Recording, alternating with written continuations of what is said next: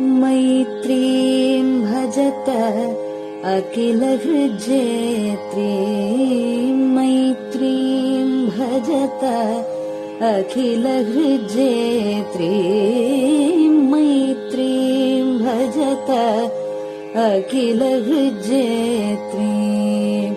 आत्मवदेव परानपि पश्यत, आत्मवदेव परानपि पश्यत। युद्धं त्यजत स्पर्धां त्यजत, युद्धं त्यजत स्पर्धां त्यजत।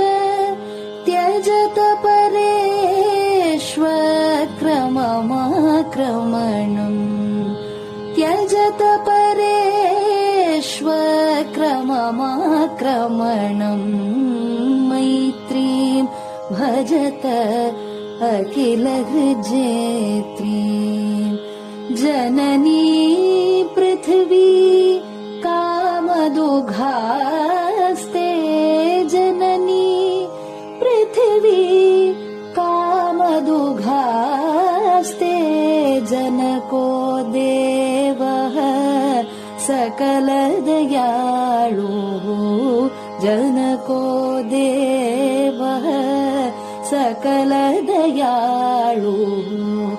दाम्यत दत्त दयध्वं जनतां, दाम्यत दत्त दयध्वं जनतां। श्रेयो भूयात् सकलजनानां, श्रेयो भूयात् सकलजनानां, श्रेयो भूयात् सकलजनानां, श्रेयो भूयात् सकलजनानां, श्रेयो भूयात् सकलजनानां।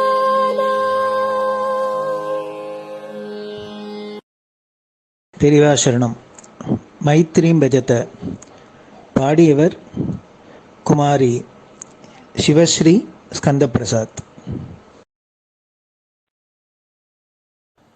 பெரிவாசரணம். வணக்கம். பெரிவா வானொலியின் காலை நிகழ்ச்சிகளுக்கு உங்களை அன்புடன் வரவேற்கிறோம். முதலில் பெரிவா சுப்பிரபாதம்.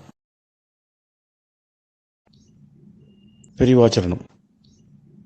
பெரிவா சுப்பிரபாதம். பாடியவர் ஸ்ரீமதி லதா ஸ்ரீதரன் அவர்கள்.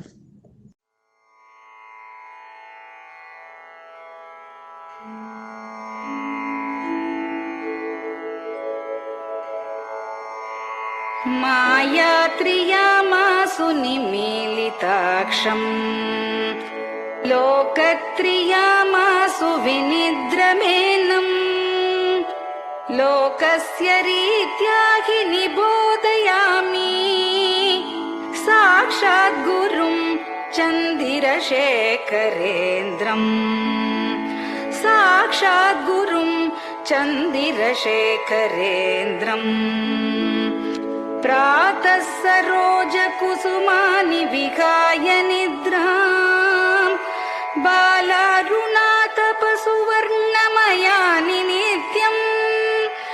कूजन्मरालकलगं सरवैः स्तुवन्ति, श्रीचन्द्रशेखर गुरो तव सुप्रभातम्, श्रीचन्द्रशेखर गुरो तव सुप्रभातम्। भृङ्गाश्च पीतमधुमत्तविलासिनिभिः युक्ताः सरोजवनजातसुरेणुपीताः, त्वां स्तुवन्ति मधुरैः कलगुञ्जनैः स्वैः। श्रीचन्द्रशेखर गुरो तव सुप्रभातम्, श्रीचन्द्रशेखर गुरो तव सुप्रभातम् ये लालवङ्गनवमालति मल्लिकाद्याः गन्धीनि नित्यममलानि लता सुमानि अर्चन्ति पल्लवकरैर्विनता गृहीत्वा श्रीचन्द्रशेखर गुरो तव सुप्रभातम् श्रीचन्द्रशेखर गुरो तव सुप्रभातम् तुभ्यं रसालकदलीपनसादिवृक्षा कूजन्विहङ्गनिवहैर्मधुरं स्तुवन्तः माद्वीकसङ्गमधुरं फलमुद्वहन्ति श्रीचन्द्रशेखर गुरो तव सुप्रभातम् श्रीचन्द्रशेखर गुरो तव सुप्रभातम् कावेरि वारिकृतमञ्जनपूतदेहा वेदादिमन्त्रनिवहैर्मुखरीकृताशा विप्रास्तुवन्ति सततं नतमस्तकात्माम्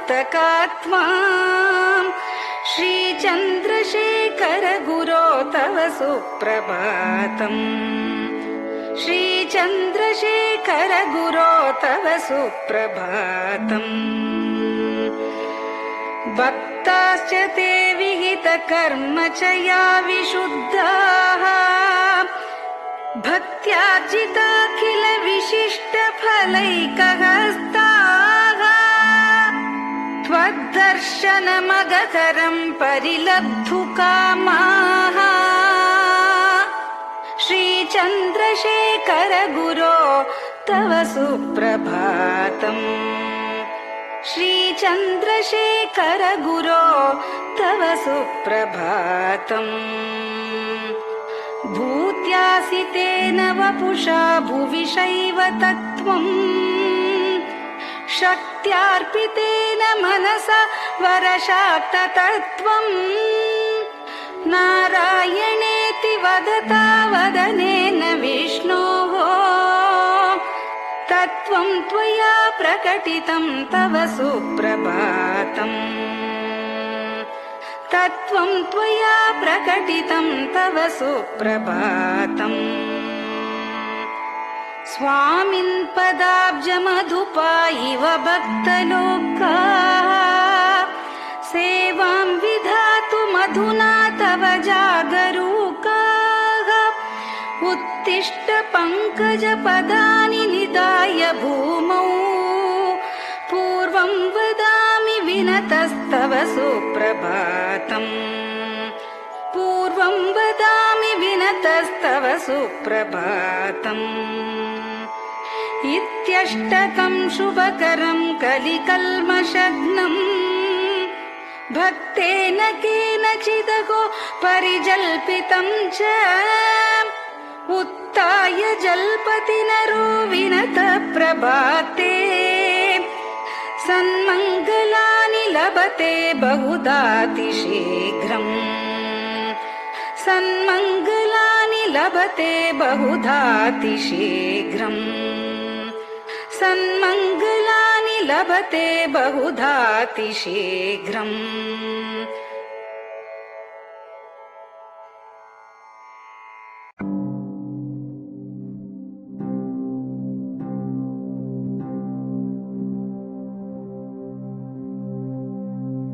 हर हर शङ्कर जय जय शङ्कर हर हर शङ्कर जय जय शङ्कर हर हर शङ्कर जय जय शङ्कर हर हर शङ्कर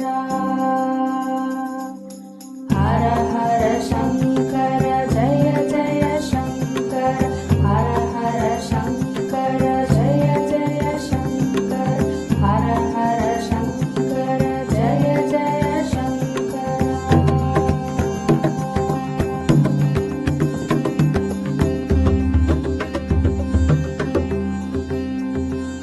श्रुति स्मृति पुराणानाम्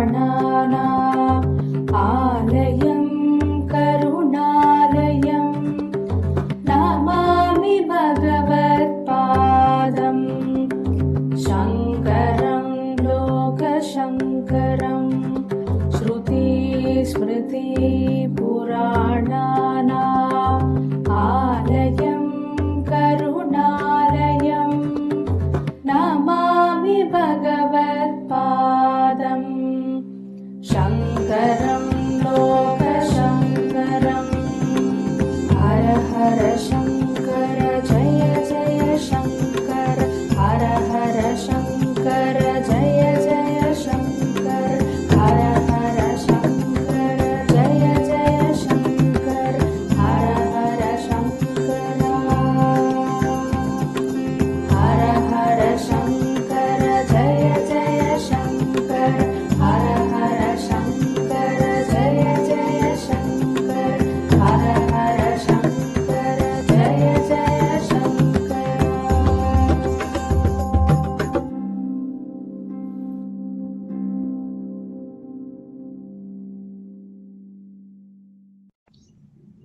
பெரியவாச்சரணம். பெரியவா கராவலம்பம். பாடியவர் ஸ்ரீமதி லதா ஸ்ரீதரன் அவர்கள். प्रातः स्मरामि भवदीयमुखारविन्दम् मन्दस्मितं च जनितापहरं जनानाम् प्रातः स्मरामि भवदीयमुखारविन्दम् मन्दस्मितं च जनितापहरं जनानाम् सम्पत्करीं च भवतोऽत्र कटाक्षलक्ष्मीं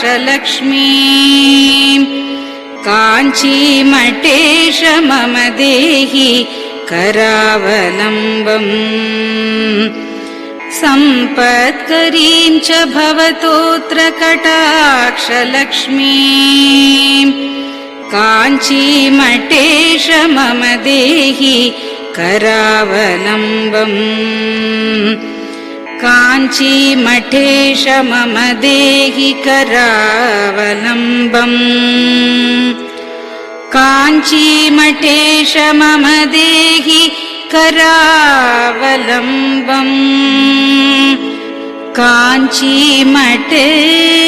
मम देहि करावलम्बम् प्रातः स्मरामि कलिदोषहराणि यानि हृद्यानि दिव्यमधुराणि मनोहराणि प्रातः स्मरामि कलिदोषहराणि यानि हृद्यानि दिव्यमधुराणि मनोहराणि वाक्यानि तेऽध्यवदनाम्बुजनिर्गतानि काञ्चीमठेश मम देहि करावलम्बम् वाक्यानि तेऽध्यवदनाम्बुजनिर्गतानि काञ्चीमठेश मम देहि करावलम्बम् काञ्चीमठेश मम देहि करावलम्बम् काञ्चीमठेश मम देहि करावलम्बम् काञ्चीमठेश मम देहि करावलम्बम् वक्षस्थलं विमलहेम समानवर्णम् भस्माङ्कितं जनमनोहर कुङ्कुमाक्तम्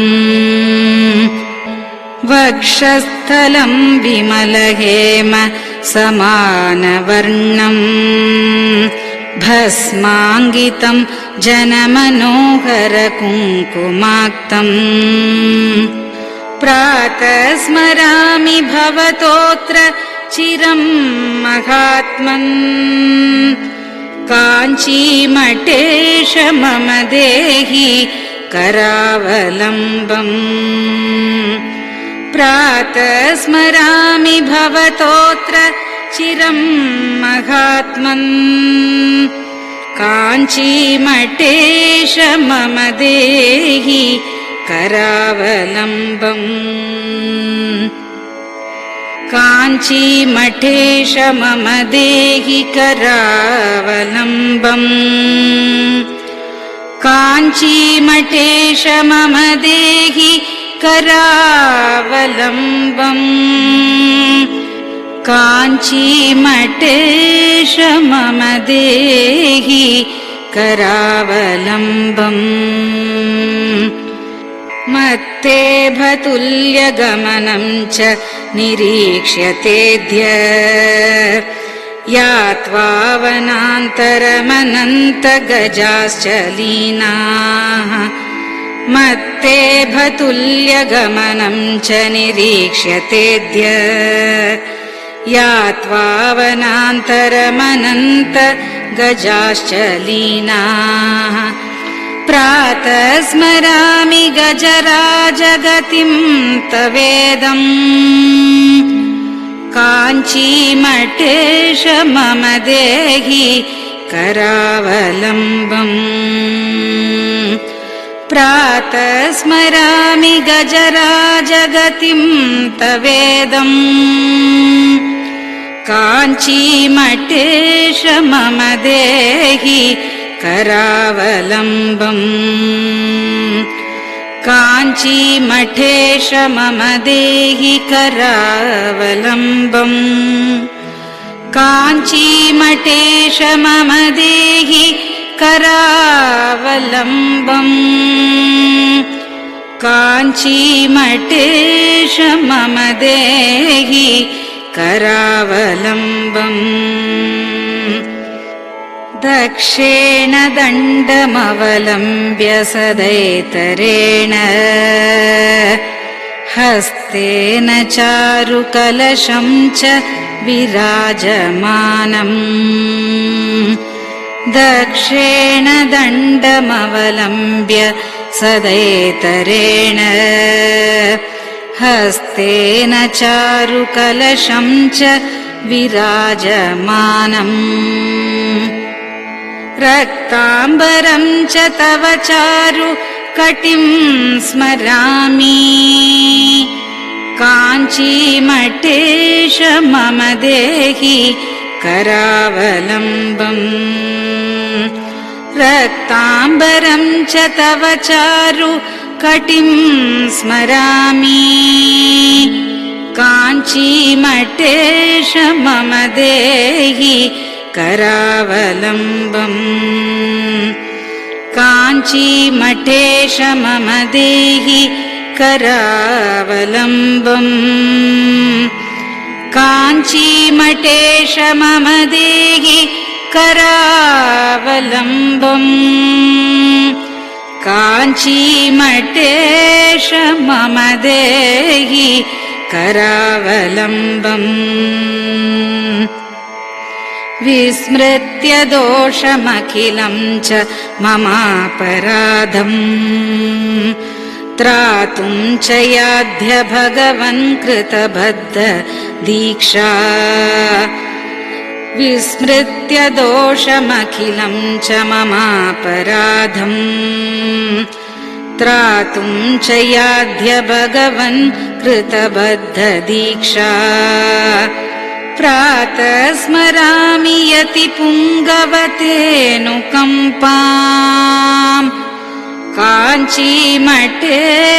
मम देहि करावलम्बम् प्रातः स्मरामि यतिपुङ्गवतेऽनुकम्पाम् काञ्चीमठेश मम देहि करावलम्बम् काञ्चीमठेश मम देहि करावलम्बम् काञ्चीमठेश मम देहि करावलम्बम् काञ्चीमठेश मम देहि करावलम्बम् प्रातः स्मरामि भवदीय पदारविन्दम् यस्मात् प्रयान्ति दुरितानि महान्ति तानि प्रातः स्मरामि भवदीय पदारविन्दम् यस्मात् प्रयान्ति दुरितानि महान्ति तानि आयान्ति तानि मुहुरुद्य सुमङ्गलानि काञ्चीमठेश मम देहि करावलम्बम् आयान्ति तानि मुहुरुद्य सुमङ्गलानि काञ्चीमठेश मम देहि करावलम्बम् काञ्चीमठेश मम देहि करावलम्बम् काञ्चीमठेश मम देहि करावलम्बम् काञ्चीमठेश मम देहि करावलम्बम् स्नानाश्च पानाश्च निषेवणाश्च ध्यानाश्च पापानिलयं प्रयान्ति स्नानाश्च पानाश्च निषेवणाश्च ध्यानाश्च पापानिलयं प्रयान्ति हे तीर्थपादानुसवं पदं ते तीर्थं च तीर्थीकरणं भजामि हे तीर्थपादानुसवं पदं ते तीर्थं च तीर्थीकरणं भजामि काञ्चीमठेश मम देहि करावलम्बम् काञ्चीमठेश मम देहि करावलम्बम्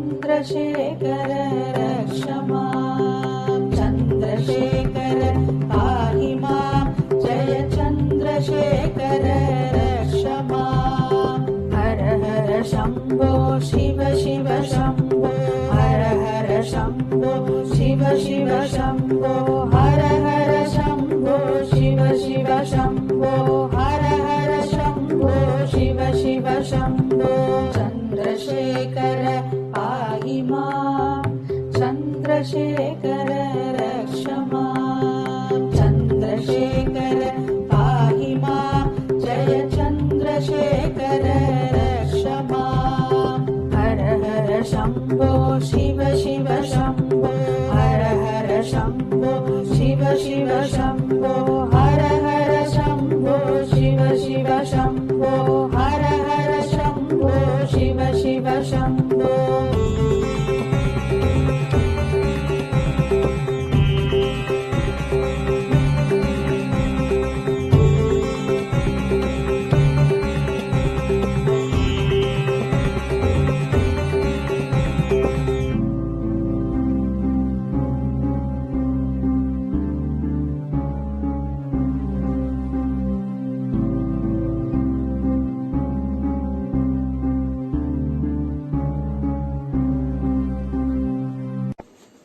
பெரியவா சரணம்.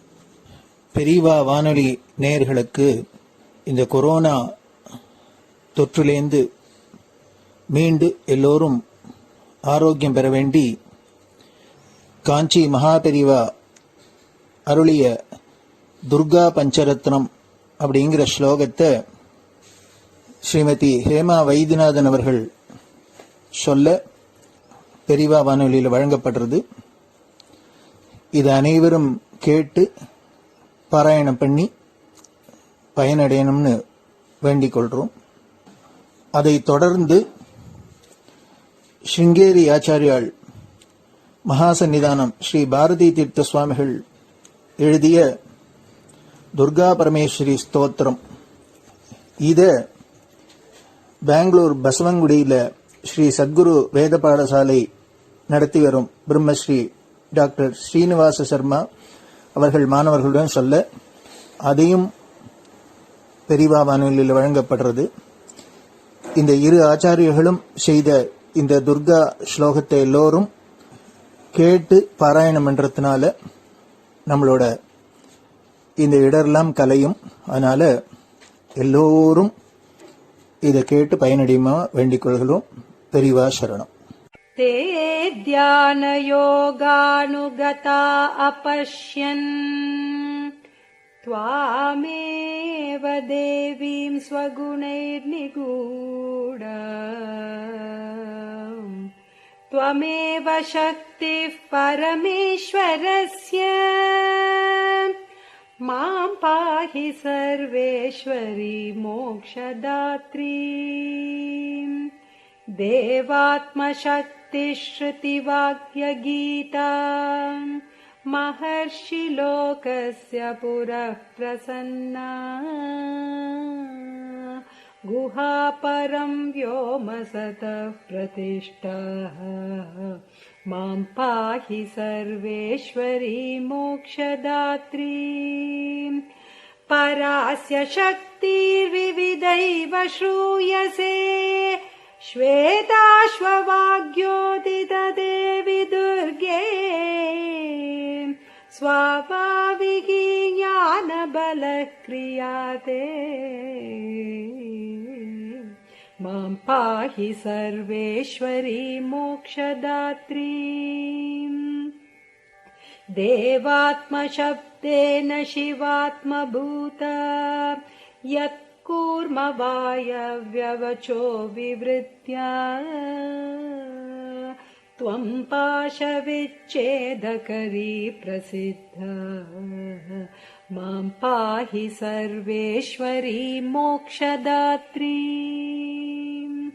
त्वं ब्रह्मपुच्छा विविधा मयूरी ब्रह्म प्रतिष्ठाच्युपदिष्टगीता ज्ञानस्वरूपात्मतया किलाना मां पाहि सर्वेश्वरी मोक्षदात्री इति परमपूज्य श्री चन्द्रशेखरेन्द्र सरस्वती स्वामिगलकृतं दुर्गा पञ्चरत्नस्तोत्रम् सम्पूर्णम्।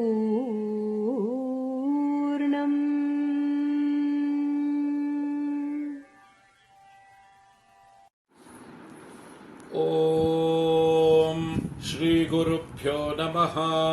हरिः ॐ। ॐ श्रीगुरुभ्यो नमः। हरिः ॐ। महागणपतये नमः। महागणपतये नमः। वाग्देव्यै नमः। वाग्देव्यै नमः। मातृभ्यो नमः। मातृभ्यो नमः। पितृभ्यो नमः। पितृभ्यो नमः। आचार्येभ्यो नमः। आचार्येभ्यो नमः। अतिथिदेवताभ्यो नमः। अतिथिदेवताभ्यो नमः। श्रीसद्गुरुपरब्रह्मदेवताभ्यो नमः। श्रीसद्गुरुपरब्रह्मदेवताभ्यो नमः। ॐ अधुना सर्वजगति प्रसरतः। ॐ अधुना सर्वत्र जगति प्रसरतः। अधुना सर्वत्र जगति प्रसरतः। जनानां प्राणापायकरस्य। जनानां प्राणापायकरस्य। जनानां प्राणापायकरस्य कोरोना नामकस्य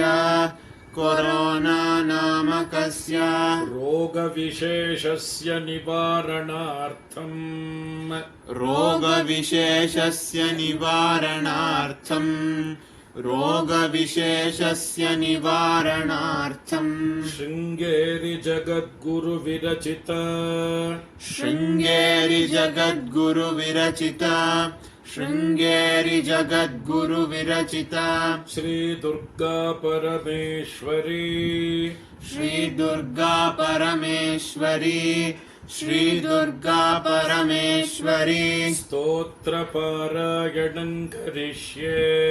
स्तोत्रपारायणं करिष्ये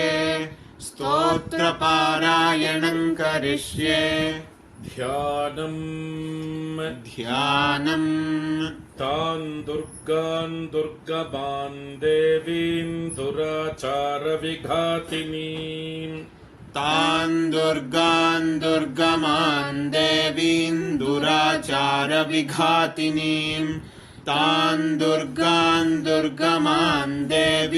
दुराचारविघातिनीं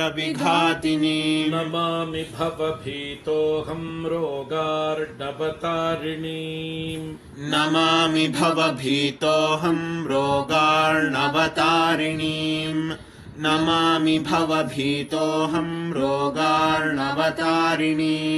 ॐ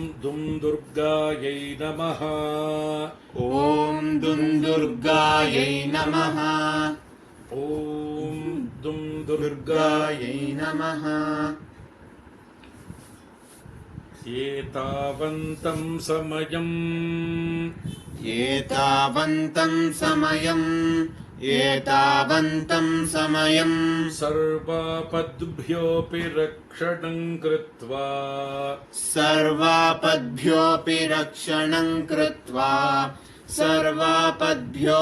रक्षणं कृत्वा देशस्य परमिदानीं ताटस्थ्यं वहसि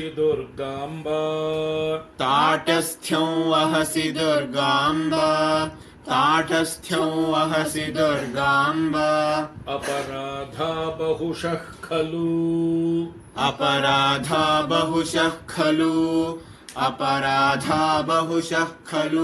पुत्राणां प्रतिपदं भवन्त्येव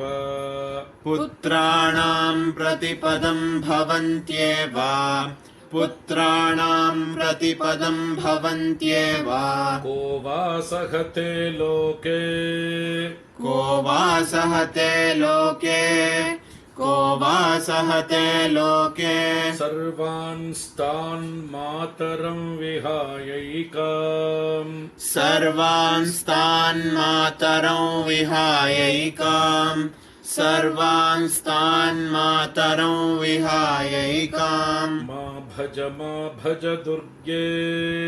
मा भज दुर्गे ताटस्थ्यं पुत्रकेषु दीनेषु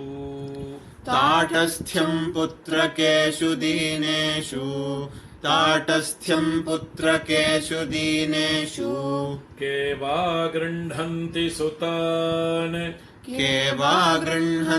सुतान् मात्रा त्यक्तान्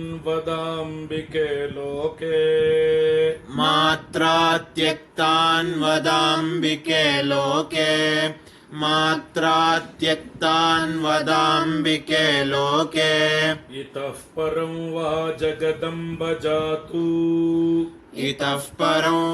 जगदम्ब जातु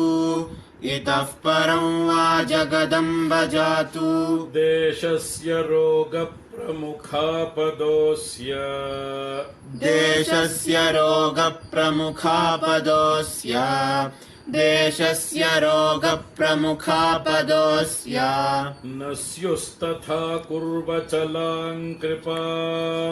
न स्युस्तथा कुर्वचलां कृपाम् न स्युस्तथा कुर्वचलां कृपाम् इत्यभ्यर्थनां मे सफलीकुरुष्व इत्यभ्यर्थनां मे सफलीकुरुष्व इत्यभ्यर्थनां मे सफलीकुरुष्व पापहीनजनतावनदक्षाः पापहीनजनतावनदक्षाः पापहीनजनतावनदक्षाः सन्ति निर्जरवरानकियन्तः सन्ति निर्जरवरानकियन्तः सन्ति निर्जरवरानकियन्तः पापपूर्णजनरक्षणदक्षाम् पापपूर्णजनरक्षणदक्षाम्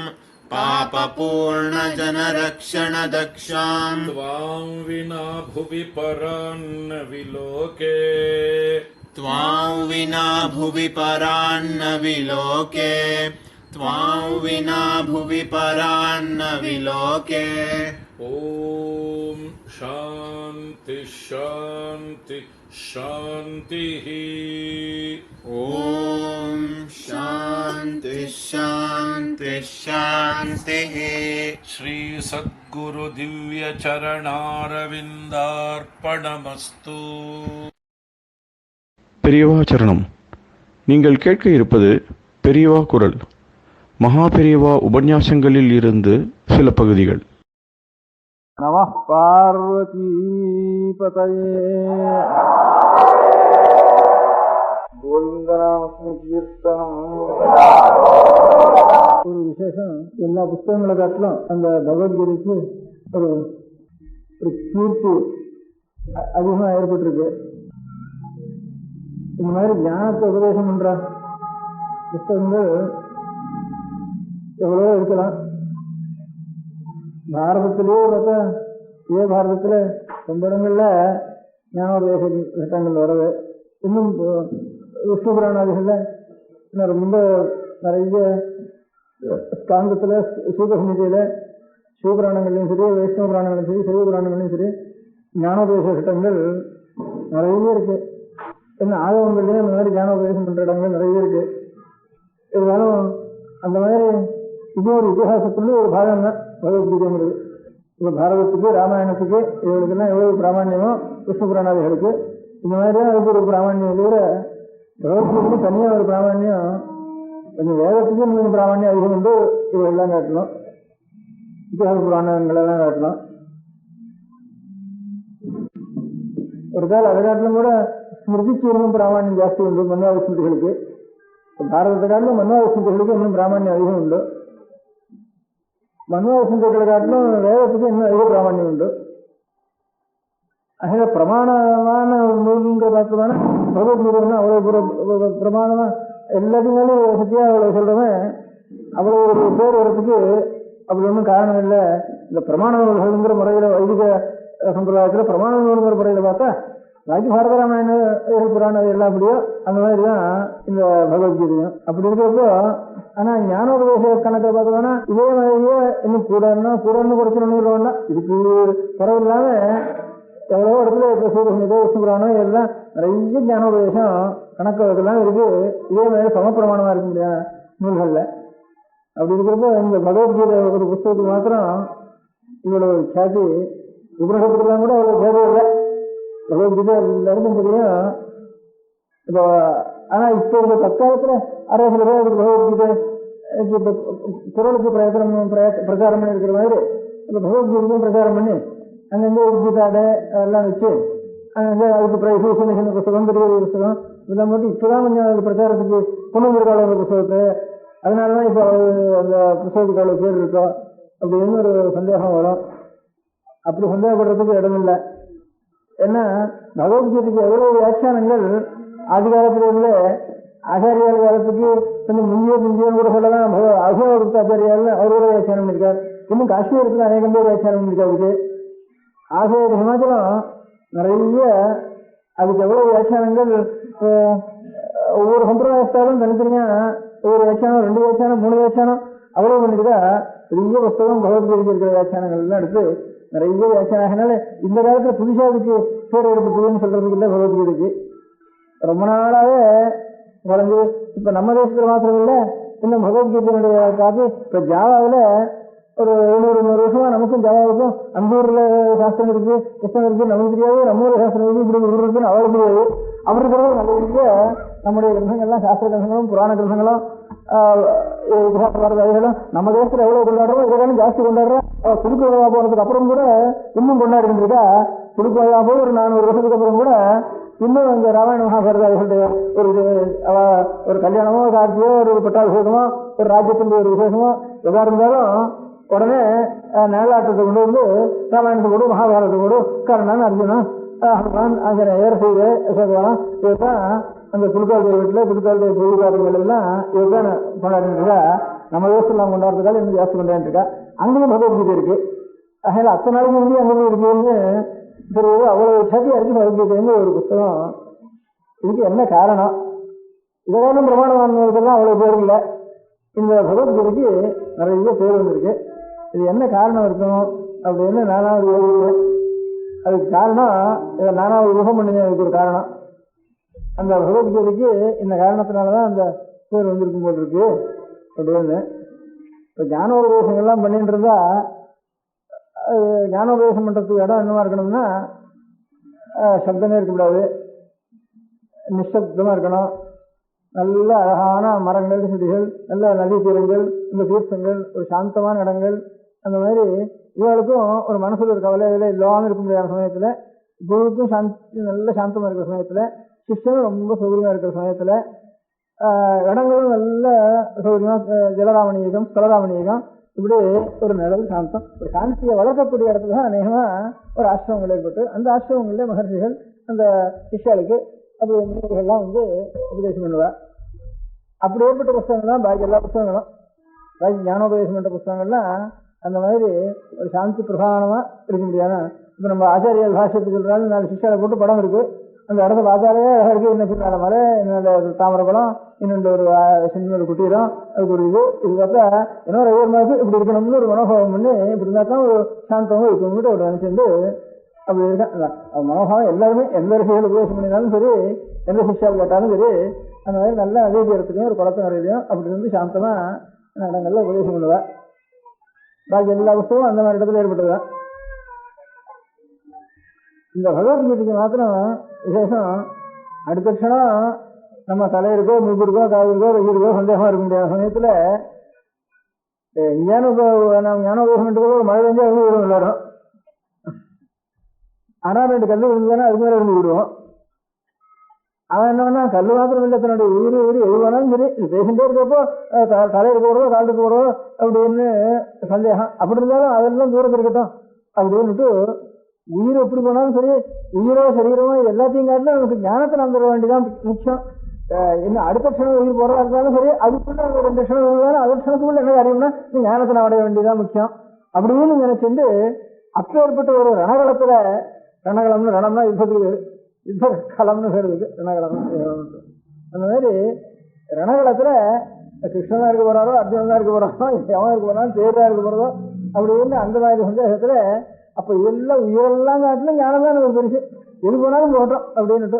அதுக்கு 2 க்ஷணம் இருந்தாங்க. 2 க்ஷணத்துக்குள்ள நம்ம வந்து எத்தனை ஞானம் சம்பாதிக்க முடியும் அவ்வளவு ஞானத்துக்குள்ள சம்பாதிச்சிருவோம். கை விட்டு நம்ம சந்தேகம் நிறுத்தி பண்ணிட்டு அப்படின்னுட்டு எனக்கு தத்துவம் தான் தெரியணும். சாகிமான் துவாம் பிரபன்னம் எஸ்யாத் நிச்சிதம் தூஹிதமே சிஷ்யத்தேகம் சாகிதான் சுவாபனம்னுட்டு அந்த க்ஷணத்துல ஒரு சிஷ்யனா இருந்து ஒரு குருவை இவன்றது பெரிய துக்கமோ நிறைய ஒரு பயமோ இருந்து கூட சரியவே போக போறதுன்னு மரணம் நிச்சயமா எதிர்க்க நின்றுட்டு இருக்கு அப்படிங்கிற சமயத்துல கூட எல்லாத்தையும் எது வந்தாலும் வரட்டும், அதை காட்டிலும் நாம் முன்னேறிய வேண்டியதுதான் நம்முடைய காரியம்னு நினைச்சு ஏற்பட்ட இடத்துல ஒரு உற்பத்தியானத்தினால் அந்த பகவத்கீதை எல்லா புத்தகத்தை காட்டிலும் அதுக்கு ஒரு கீர்த்தியும் ஒரு விசேஷம். அந்த மாதிரி வைராக்கியங்கிறது உண்மையான வைராக்கியம்னா ராகம்னா ஆசை இல்லாதுன்னு அர்த்தம். உயிரிலேயே ஆசை இல்லை, உடம்புலாம் ஆசை இல்லை, உண்மையான உடலுக்குலாம் ஆசை. அப்படிங்கிறதுனால ஏற்பட்ட ஒரு நிரூபணத்தோட ஏற்பட்ட ஒரு புத்தகம் பகவத்கீதை. அதனாலதான் இதுக்கு இவ்வளவு பேர் வந்துருக்குன்னு நானா ஒரு ஊகம் பண்ணிட்டேன். அந்த பகவத்கீதைக்கு கம்மி தான் தீபாவளின்னு நினைச்சேன். பகவத்கீதைக்கும் தீபாவளிக்கும் சம்பந்தம் இல்லையே, அது ஞானம் இதுன்னுட்டு நாளைக்கு வரப்போது தீபாவளி, இந்த தீபாவளியும் பகவத்கீதைக்கு தம்பின்னுட்டு நினைச்சிருந்தேன்.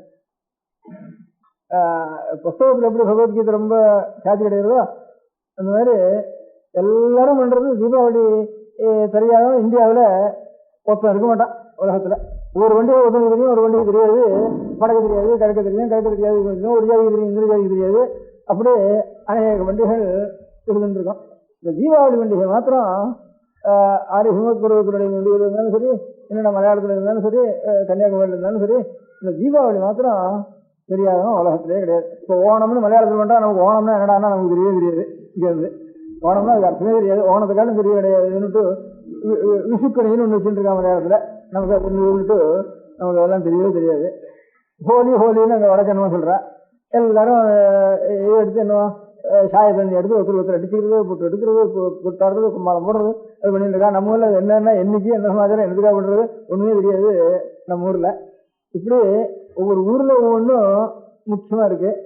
அதே மாதிரி சில ஜாதிகளில் சில பண்ணுறா, இன்னும் சில ஜாதிகளுக்கு ஒரு ஊரில் இருக்கிற வேண்டியே சில ஜாதிகளுக்கு ஒரு பண்டிகை உண்டு, இன்னும் சில ஜாதிகளுக்கு அந்த பண்டிகை தெரியாது. அப்படியான பண்டிகைகள்லாம் இருக்குது. இந்த தீபாவளி ஒன்று தான் நம்மளோட எந்த இப்போ நம்ம நாட்டில் புதுசாக வந்த மதங்களை தவிர பாக்கி நம்ம நாட்டில் இருக்க முடியாத ஒரு 1000 வருஷத்துக்கு முந்தி நம்ம நாட்டில் இருக்கிற அத்தனை பேரும் சரி, ஜெயினோ பௌத்தனோ எவனாக இருந்தாலும் சரி, நம்ம நாட்டில் பிறந்தோம் அத்தனை பேருக்கும் புதுசாக இந்திர தேசத்துலேருந்து தூக்கிட்டு வந்த மதங்களை தவிர பாக்கி நம்ம நாட்டில் இருந்தவர்களுக்கு முழுக்க தீபாவளி மாதம் தெரியாதா கிடையாது. அது கொஞ்சம் கொஞ்சம் ஒன்றா தீபாவளிக்கு இங்கே வடக்கு வைக்கிற வழக்கம் இல்லை. மடத்தில் நான் வடக்க பார்த்துட்டு இங்கே தீபாவளின்னு பேர் இருக்குன்னு 20 வருஷம் 20 வருஷமா வழக்கு வை அப்படின்னு சொல்லி வச்சிருக்கேன். இந்த பட்டாசு வெடிக்கிறதுனா இங்கே பட்டாசு வெடிக்கிறது ஏதோ இப்போ கார்த்திகை வந்துட்டுதான் அவளுக்கு கார்த்திகை வரலையே. இது கார்த்திகை கிருஷ்ணமோ இது காசியிலாம் பூர்ணிமாந்த மாசம் இல்லையா? இப்போ கார்த்திகை கிருஷ்ணன் தான் அகில. இந்த கார்த்திகை தீபாவளி அன்னைக்கு கங்கையில கணக்கு வழக்கு இல்லாம அகலை ஏற்றி ஜொன்னைகளை ஏற்றி நீங்களும் விட்டுருப்பா. இன்னைக்கு கங்கை கரை முழுக்க தீபம் வைக்கிறதோட கூட கங்கையிலையும் கணக்கு வழக்கு இல்லாம போயிட்டு இருக்கோம். இப்போ கார்த்திகை தான் வேறு வாழ்க்கை. கார்த்திகை ஸ்நானம் வந்துட்டு இப்போ இந்த போன பூர்ணிமையிலேருந்து கார்த்திகை வந்துட்டு. நான் பூர்ணவாசின்னு சொல்றோம் இல்லையா? அது பூர்ணவாசிங்கிற வார்த்தைக்கே பூர்ணகா மாசகா அஸ்தியாமிச்சு, மாசம் பூர்ணமானதுன்னு அர்த்தம். அதனால பூர்ணமியிலேருந்து தான் பூர்ணிமை வரைக்கும் ஒரு மாதம். நமக்கெல்லாம் அமாவாசையிலேருந்து அமாவாசை மாதம் இந்த சாந்திர மாதம் வச்சுட்டு இருக்கோம். அவளுக்கு பூர்ணிமையிலேருந்து பூர்ணிமை மாதம் அவாசாந்திரமானம் வச்சுட்டு இருக்கா வடக்க. எப்படி இருந்தாலும் இந்த தீபாவளி இன்னைக்கு தான். இந்த தீபாவளிங்கிறது இதுவும் பகவத்கீதைக்கு தம்பின்னு வச்சுட்டு இருக்கேன். இவ்வளவு பேர் இருக்கிறதுனால பாக்கி இதை காட்டிலும் எவ்வளவோ வசந்த சௌதமான கர்மாக்கள்லாம் இருக்கு, பாக்கி இருக்க முடியாத அனுஷ்டானங்கள்லாம் இருக்கு. அது எல்லாத்தையும் காட்டிலும் சுவாமி பிறந்த நாள்லாம் இருக்கு, சுவாமி அவதாரம் பண்ணி நாள்லாம் இருக்கு, தர்மசாஸ்திரத்தில் சொன்ன புண்ணியகாலங்கள்லாம் இருக்கு, வேதத்தில் சொன்ன புண்ணியகாலங்கள்லாம் இருக்கு, அவ்வளோதான் புராணங்கள் பகவத் அவதாரங்கள் இருக்க முடியாத புண்ணியகாலங்கள்லாம் இருக்கு. அது எல்லாத்தையும் காட்டிலும் இந்த இது மாத்திரம் ரொம்ப பெருசா எல்லாருக்கும் தெரிஞ்சது இந்த தீபாவளிங்கிறது ஒன்று. இந்த தீபாவளிக்கு இவ்வளவு பேர் இருந்ததுனால அப்படின்னுட்டு அதுவும் முடியாதுன்னு ஒன்று இந்த பகவத்கீதை மாதிரி தான் அதுக்கும் தீர்மானம் பண்ணினேன். அவனும் தான் ராஜ் ஜோதிஷபுரம்னுட்டு அஸ்ஸாம் கிட்ட ஒரு ஊர் இருந்துதான். அந்த ஊர்ல இதுதான் பௌமன்னு அவனுதான் நரகாசுரன்னு பேர். அவனுக்கு அந்த ஊர்ல ரொம்ப வியாபகமா இருந்தான். அவன் ரொம்ப அநேக சிரமங்கள் பிடிச்சிட்டு இருந்தான். எல்லாரையும் சக்தி வந்துட்டு தபஸ் பண்ணினா வரம் கிடச்சி வச்சு அது தாமசமான வரமாக வாங்கிட்டு எல்லாரையும் ஹிம்சை பண்றதுக்கு லோகத்தில் இருக்கிற ராஜ்யத்தில் இருக்க முடியாத அத்தனை பேரையும் உண்டு. அநேக ஸ்திரீகளுக்கு ஹிம்சையும், அநேக குழந்தைகளுக்கு ஹிம்சை, பெரியவாளுக்கு ஹிம்சை, தபஸ் பண்றவாளுக்கு ஹிம்சை, இப்படிலாம் பண்ணிட்டு எல்லாத்தையும் ஊர்ல கொண்டு வச்சுட்டு இவ்வளவு கஷ்டங்கள்லாம் படிச்சுட்டு இருந்தான். லோக கண்டகனா இருந்தான். அது தெரிஞ்ச பகவான் அவனை போய் அவன் ரொம்ப அத்தனை கோட்டை, அந்த கோட்டை, இந்த கோட்டைன்னு ஒவ்வொரு அக்னி கோட்டை, நெருப்பு கோட்டை, ஜலக்கோட்டை, எப்படி ஒவ்வொரு பூதங்கள்னாலையும் ஒரு கோட்டைகளை கட்டிட்டு அங்கிட்ட வராமல் இருக்க முடியா. கிருஷ்ண பகவானுக்கு கூட அங்க கிட்ட போய் அவனால முடிய முடியாதுன்னு சந்தேகப்பட முடியாத ஒரு அவ்வளவு பந்தோபஸ்துல இருந்தான் அவ்வளவு சக்தியோட. அப்புறம் சுவாமி போய் என்ன நோய் யுக்தி பண்ணி அவதாரம் பண்ணினவாள் அதுக்கு தகுந்த யுக்திகளை தான் பண்ணி அங்கே போய் அவனை சம்ஹாரம் பண்ணினான். அவன் சம்ஹாரம் பண்றப்போ அவனுடைய தாயார் பூமிதேவின்னு சொல்றது, பூமிதேவியுடைய அவதாரம் பூமிதேவின்னு சொல்றது. அவன் பகவானை பார்த்த உடனே அவளுக்கு தன் பிள்ளை மறந்து போனதோ, மறிச்சு போனதோ, பிள்ளை சாரதோ அவனை கொலை பண்ணுறதோ இது எல்லாமே பகவான் தரிசனம் நமக்கு கிடைச்சது. இது பிள்ளைன்னா ஒரு நூற்றுக்கும் பிள்ளை வருது, பிள்ளை போகிறது அப்படின்னு இது ஒரு பக்கம் இருக்கட்டும் அப்படின்ட்டு பிள்ளையினுடைய ஒரு இதை கூட புத்திரசோகத்தை காட்டிலும் மாதாவுக்கு வேற ஒன்றும் கிடையாது, ஸ்திரீகளுக்கு அதை காட்டிலும் துக்கங்கிறது வேற ஒன்றுமே கிடையாது. பர்த்தா போறான்னா தனக்கு ஒரு இது வரைக்கும் இருக்க சௌகரியங்கள் குறைஞ்சுங்கிற ஒரு லௌகிக துக்கமும் அதில் சேர்ந்துருக்கு. பக்தியோட கூட பக்தி கால தவிர லௌகிகமா நாம் நம்ம இனிமேல் ரட்சிக்கிறதுக்கு ஒத்துரும் இல்லையே அப்படிங்கிறது ஒரு இன்னும் இல்லை அநேக அபசகுணமாயும் அசுகமாயும் இப்படி எல்லாம் ஒரு நிலைமை வருது நமக்கு. அப்படிங்கிற ஒரு துக்கத்தோட தனக்கு ஒரு சௌகரிய குறைவு ஏற்படுறதுங்கிறதும் சேர்ந்து இருக்கு அந்த துக்கத்துல பக்தியோட கூட. புத்திரவரணத்துல அதெல்லாம் ஒண்ணுமே இல்லை. சின்ன குழந்தை போனா கூட அது தாங்க முடியாத புத்திரசோகம். அதுல எத்தனை கத்தனை கொஞ்சம் கூட வயசாகிறதோ அத்தனை கத்த புத்திரசோகம் தாங்காது. இப்படி லோகத்துல முழுக்க பெரிய சக்கரவர்த்தி மாதிரி இருந்து எல்லாம் கிடுகிடுன்னு உலகமே எடுக்க முடியாதான் ஒரு ராஜ்யபாரம் பண்ணிட்டு இருந்த ஒரு பையன் ஒரு புத்திரன் அவனுக்கு போனாங்கிறது கூட நினைச்சானே. பகவானுடைய கையால அவனுக்கு மோட்சம் ஏற்பட்டுதுன்னு. பகவானுடைய கையால மோட்சம் ஏற்பட்டும் அவனுக்கு சரி. நமக்கு பகவானுடைய எந்த புண்ணியம் பண்ணுமோ, பாவம் பண்ணதுனால பகவான் தாரோ புண்ணியம் பண்ணதுனால பகவான் தாரோ தெரியல. பாவம் பண்றதுனால பெரிய தப்பு பண்றதுனால பகவான் வரார். அது ரொம்ப புண்ணியம் பண்ணினாலும் தான் பகவான் வருவார், ரொம்ப பாவம் பண்ணினாலும் பகவான் வருவது இருக்கு. அதனால அப்பேற்பட்டது நான் பண்ணின புண்ணியமோ பாவமோ அதுவே தெரியலையே நமக்குன்னு அவன் நினைச்சுட்டு உடனே அவர் பிரார்த்தனை பண்ணிட்டா. இது இருக்கட்டும், என் பிள்ளை போனதுனால ஒருத்தருக்கும் துக்கம் இருக்கக்கூடாது லோகத்துல. இவ்வளவு பெரிய சக்கரத்துக்கு போனானா இன்னைக்கு மாத்திரம் இல்லை, என் பிள்ளை போனனால உங்க பகவானால அவனுடைய கை கிடைச்சது. அதை காட்டிலும் உத்தமமான மங்களம் கிடையாது, அப்பேரோட மோட்சம் கிடைச்சது.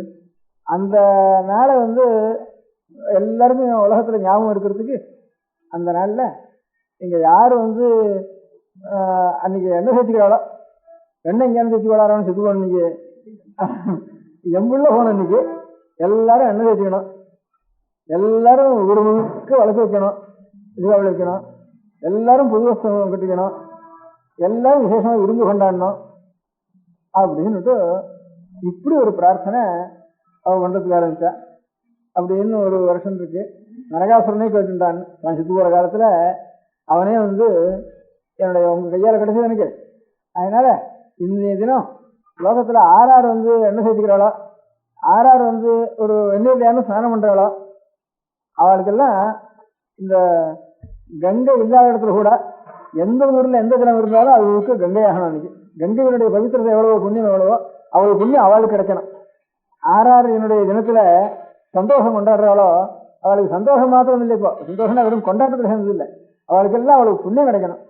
அதே மாதிரி ஆறார் என்ன சேர்த்துக்கிறாளோ அவளுக்கெல்லாம் மகாலட்சுமியினுடைய அபிவிருத்தி வேணும். இந்த தீர்த்தத்துல தைலே லட்சுமீர் ஜலே கங்கா தீபாவளியாம் சதுர்தசின்னுட்டு ஒரு இந்த துலாகாவேரி மகத்துவத்துல இந்த 30 நாளும் 30 அத்தியாயம் இருக்கு. இந்த ஒவ்வொரு நாளும் ஒவ்வொரு மாசத்துக்கும் புராணங்கள் இருக்கு, மகாத்மியங்கள் இருக்கு. சைத்திர மகாத்மியம், வைசாக மகாத்மியம், கார்த்திகை மகாத்மியம், இந்த மாதிரி ஒவ்வொரு இதுலையும் துலா மாசத்துக்கும் மகாத்மியம் இருக்கு. துலா மாசத்து மகாத்மியங்களுக்கு காவேரியினுடைய துலா மாசத்துல காவேரி ஸ்நானம் பிரதானமானதுனால காவேரி மகிமை சொல்லுவது.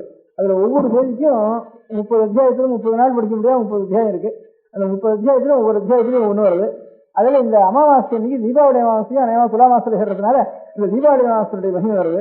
அப்போ இந்த மாதிரி பிராக்திகத்துல இது பாகவத்திலையும் இருக்கு, அவனை நரகாசுரன் சமாரம் பண்ணுங்கிறது எல்லா புராணங்களையும் இருக்கு. அதுல இந்த துலா புராணத்துல அதை சேர்க்கிற காலத்துல இந்த மாதிரி தைலே லட்சுமி ஜலே கங்கான்னுட்டு எந்த ஜலத்துல இருந்தாலும் அங்க கங்கையினுடைய சாநித்தியம் இருக்குன்னுட்டு அதுல கங்கையே துலா மாசத்துல கங்கையினுடைய மகிமையும் சேர்ந்து காவேரியில் வருதுங்கிறதுனால எல்லாரும் ஸ்நானம் பண்றதுனால இந்த தீபாவளியில எண்ணெய் சேர்த்து உடனே காவேரி ஸ்நானம் பண்ணணும் அப்படின்னு துலா காவேரி சொல்றதுக்காக இது கொண்டு போய் இந்த சரித்திரங்களை சொல்லி இந்த ஸ்லோகம் இருக்கு. எண்ணெயில முழுக்க மகாலட்சுமி இருக்கா. அதனால எண்ணெயில் இருக்க முடியாத மகாலட்சுமி யாரார் அன்னைக்கு எண்ணெய் சேர்த்துக்கிறாளோ எல்லா சன்னியாசத்திலையும் சொல்லியிருக்கு.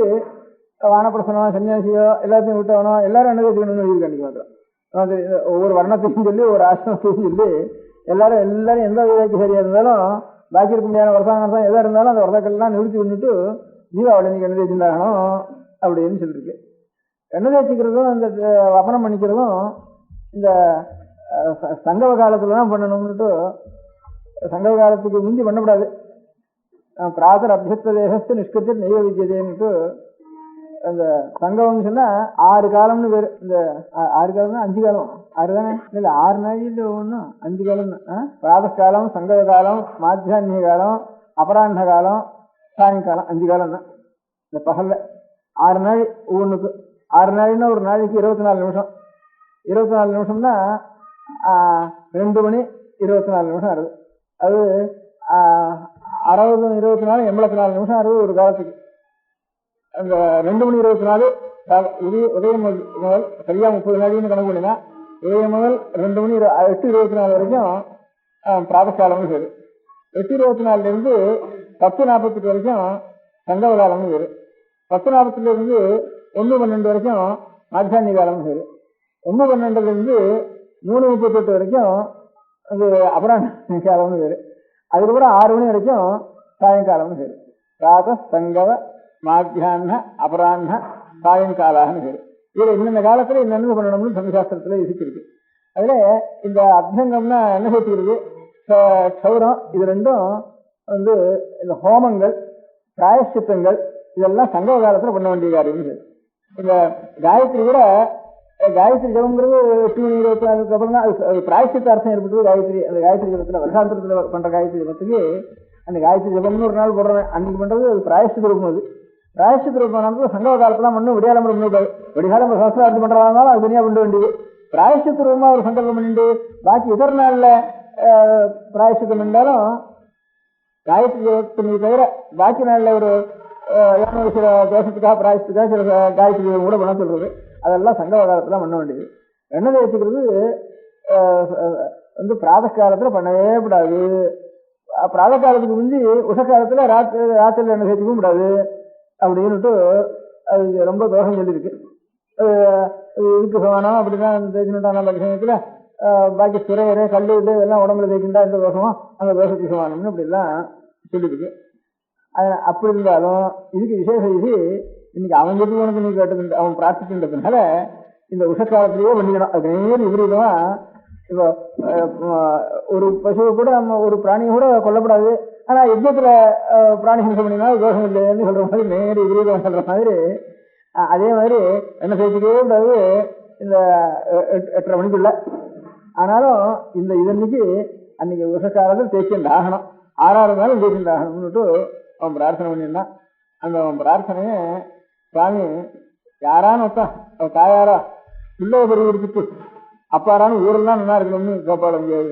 அப்ப அவளுடைய வைராக்கியம் எவ்வளவு மனசுல ஒரு இது இருந்து நான் எல்லாரும் சந்தோஷமா இருக்கணும்னு மாத்திரம் இல்லை, எல்லாருக்கும் புண்ணியமும் கிடைக்கணும்ட்டு அது மாத்திரம் இல்லை. அதனால இங்க கங்கையே எல்லா தீர்த்தத்தையும் வரணும், கங்கா ஸ்நானம் எல்லாரும் பண்ணி கங்கா ஸ்நானத்துக்கு புண்ணியம் வேண்டும், அந்த புண்ணியம் வாழ் கிடைக்கணும். அதே மாதிரி லட்சுமி எல்லாருக்கும் ஐஸ்வர்யம் கிடைக்கணும், சேமமும் கிடைக்கணும் அப்படின்னு இப்படி ஒருத்தர் சாகும்புருவாயில ஒருத்தன் கேட்டுக்கோனா, சாகும்புருவாயில அவன் கேட்டுட்டா கூட கேட்டுக்கோ, பிள்ளைகளுக்கு கொடுத்த தாய் கேட்டுக்கோளா அவளுடைய வயரடிய காலத்துல, இப்படி தன்னுடைய வயரடிய காலத்துல இவருடைய துக்க மத்தியில ஒரு பெரிய உற்சவத்துக்கு பிரார்த்தனை பண்ணிட்டு அதுக்கு பகவான் அனுகிரகம் பண்ணி அப்படி இருக்க முடியாத ஒரு உற்சவம், அது ஒரு உற்சவம் இருக்காது, திரும்ப பிரார்த்திச்சுட்டு இருக்க மாட்டா.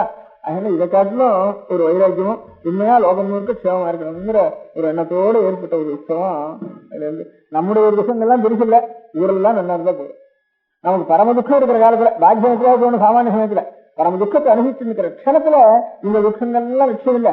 ஊர் முழுக்க நல்லா இருக்கணும், எல்லாரும் நல்ல புண்ணியவான்களா இருக்கணும், எல்லாரும் சேவம் ஐஸ்வர்யவான்களா இருக்கணும், எல்லாம் புண்ணியசாலிகளாயும் எல்லாரும் ஐஸ்வர்யசாலிகளாயும் ஆக முடியாத வரத்தை நாம் கேட்கணும் இந்த ஆபத்துல அப்படின்னு இப்பேற்பட்ட துக்கத்துலன்னு பெரிய துக்க காலத்துல தன்னுடைய துக்கத்தையே மறந்துட்டு லோகங்கள்லாம் நல்லா இருக்கணும், லோகங்கள்லாம் புண்ணியசாலிகளாகணும் அப்படின்னு ஒரு எண்ணம், ஒரு பரோபகார சிந்தை இருக்கு. அந்த பரோபகார சிந்தையினால ஏற்பட்ட ஒரு உற்சவமானதுனால பகவத்கீதை மாதிரி ரணகலத்துல ஞானோதயம் என்ற மாதிரி இந்த மாதிரி அந்த மரண காலத்துல தன்னுடைய மரணம் கூட பிள்ளை பெறுகிற சமயத்துல ஊர்லாம் நல்லா இருக்கணும், சேவமா இருக்கணும்னு ஒரு அம்மாவுக்காவது மனசுல வருமா இங்கேயாவது எண்ணம். நம்ம பிள்ளை இப்படி போயிட்டே பாக்கலாம் நல்லா இருக்கேன் சொல்றது அந்த சமயத்துல அவெல்லாம் பிள்ளை வச்சுன்னு நல்லா இருக்காளேன்னு அப்படி தோணு செய்யற நமக்கு சாமானியமா எல்லாருக்கும் எவ்வளவு சொந்த மனுஷாலா இருந்தா கூட நம்ம பிள்ளை போகட்டும், இதுதான் போயிடுது. அதனால அவனுக்கும் நல்ல சேவம் கிடைக்கணும், ஊரெல்லாம் நல்லா இருக்கணும், ஊரெல்லாம் நல்லா இருக்கணும், மாத்திரம் புண்ணியசாலிகள் ஆயிருக்கும், அவருக்கு காமகரிகாரம் ஆகணும் லோகம் முழுக்க அப்படின்னு ஒரு பிரார்த்திக்கிறோமா பிரார்த்திக்கிறதுனால அது பூவின்னு சொல்றது. அங்கே பூமியுடைய உள்ளம் பௌமன்னு பேரு, பௌமாசுரன்னுட்டு அவன் நடக்கான்னு பேர் வருது.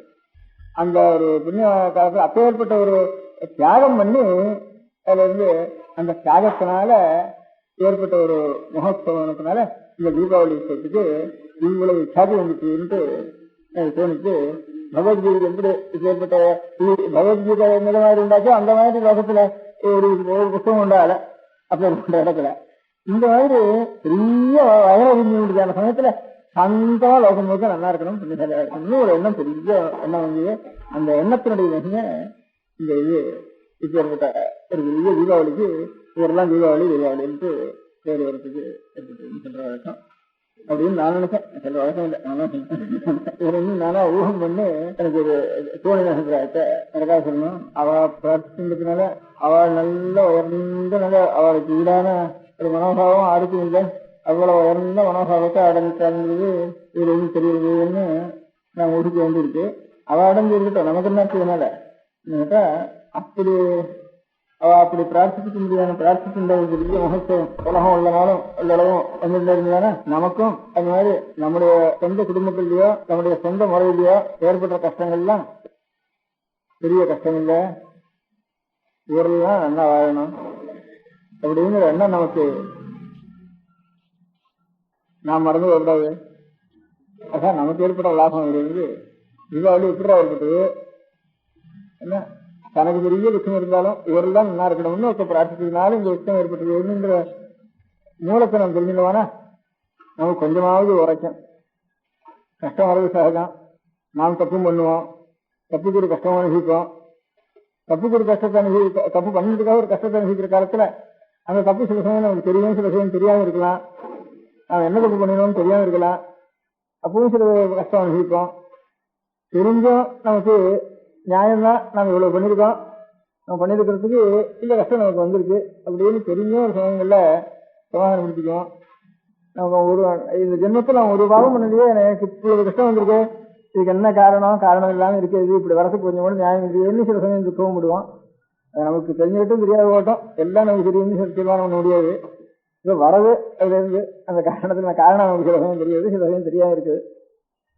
அப்பேற்பட்ட எத்தனை கஷ்டம் வந்தாலும் அந்த கஷ்டங்கள்லாம் நம்ம கஷ்டங்கிறது பெருசு இல்லை, நாம் அழிவுன்றதுக்காக மாத்திரம் போகிறது. அந்த க்ஷணத்துலேயும் ஊரெல்லாம் நல்லா இருக்கணும்னு லோகத்தில் எல்லாரும் நல்லா இருக்கணும் அப்படின்னுட்டு அந்த மாதிரி ஒரு மனப்பான்மை வளரணுங்கிறதுக்காகத்தான் இப்போ ஏற்பட்ட மகோத்சவத்தை அதுதான் மூலம் இருக்கு. நாம இதுலேருந்து எடுத்துக்க வேண்டிய மாறல் நமக்கு எத்தனை இப்போ இந்த மாதிரி ஒரு புராண கதை இருக்கிறதுக்கு காரணம் என்ன, அந்த புராண கதை எந்தக்காக நமக்கு எழுதி வைக்கணும், அந்த புராண கதையை அப்படியே வந்து லோகத்துல நடத்திட்டே வரணும் அந்த மகோத்சவத்தை அப்படின்னு எல்லாரும் பெரியவெல்லாம் சேர்ந்து இத்தனை தலைமுறையா அது வந்திருக்கிறதுக்கு காரணம் என்ன, இதான் காரணம். நமக்கு எத்தனையோ வரதான் வரும், கஷ்டங்கள் தான் ஜாஸ்தியாக வரும், மனுஷ பிறவியில சுகும்போது எப்போதான் வரும். அப்பேற்பட்ட எந்த கஷ்டம் வந்தாலும் அங்க நமக்கெல்லாம் வருது. அவ ரொம்ப பெரிய மனுஷாளுக்கு ரொம்ப பெரிய கஷ்டம் வரும், சின்ன மனுஷாளுக்கு கொஞ்சம் கொஞ்சம் கஷ்டம் வரும். இந்த மாதிரி ரொம்ப பெரிய மனுஷா எல்லாரும் அப்பேற்பட்ட இப்ப ராவணாதிகளோ எல்லாரும் அசுராளோ அப்பேற்பட்டவாளுக்கெல்லாம் ரொம்ப பெரியவா, ரொம்ப பெரியவாளுக்கு இடிச்சா ரொம்ப பெருசாதான் அவளுக்கு வரும். அதனால ரொம்ப ரொம்ப உயரமான மாடியிலேருந்து 4வது மாடியிலேருந்து ரொம்ப ஜாஸ்தியா மண்டை உடைக்கும். இங்க வந்து ஏதோ துணியில இருந்து வரவனுக்கு ஏதோ கொஞ்சம் வலிக்கும், ஒரு சுருக்கிக்கும், அவ்வளவுதான் இருக்கும்.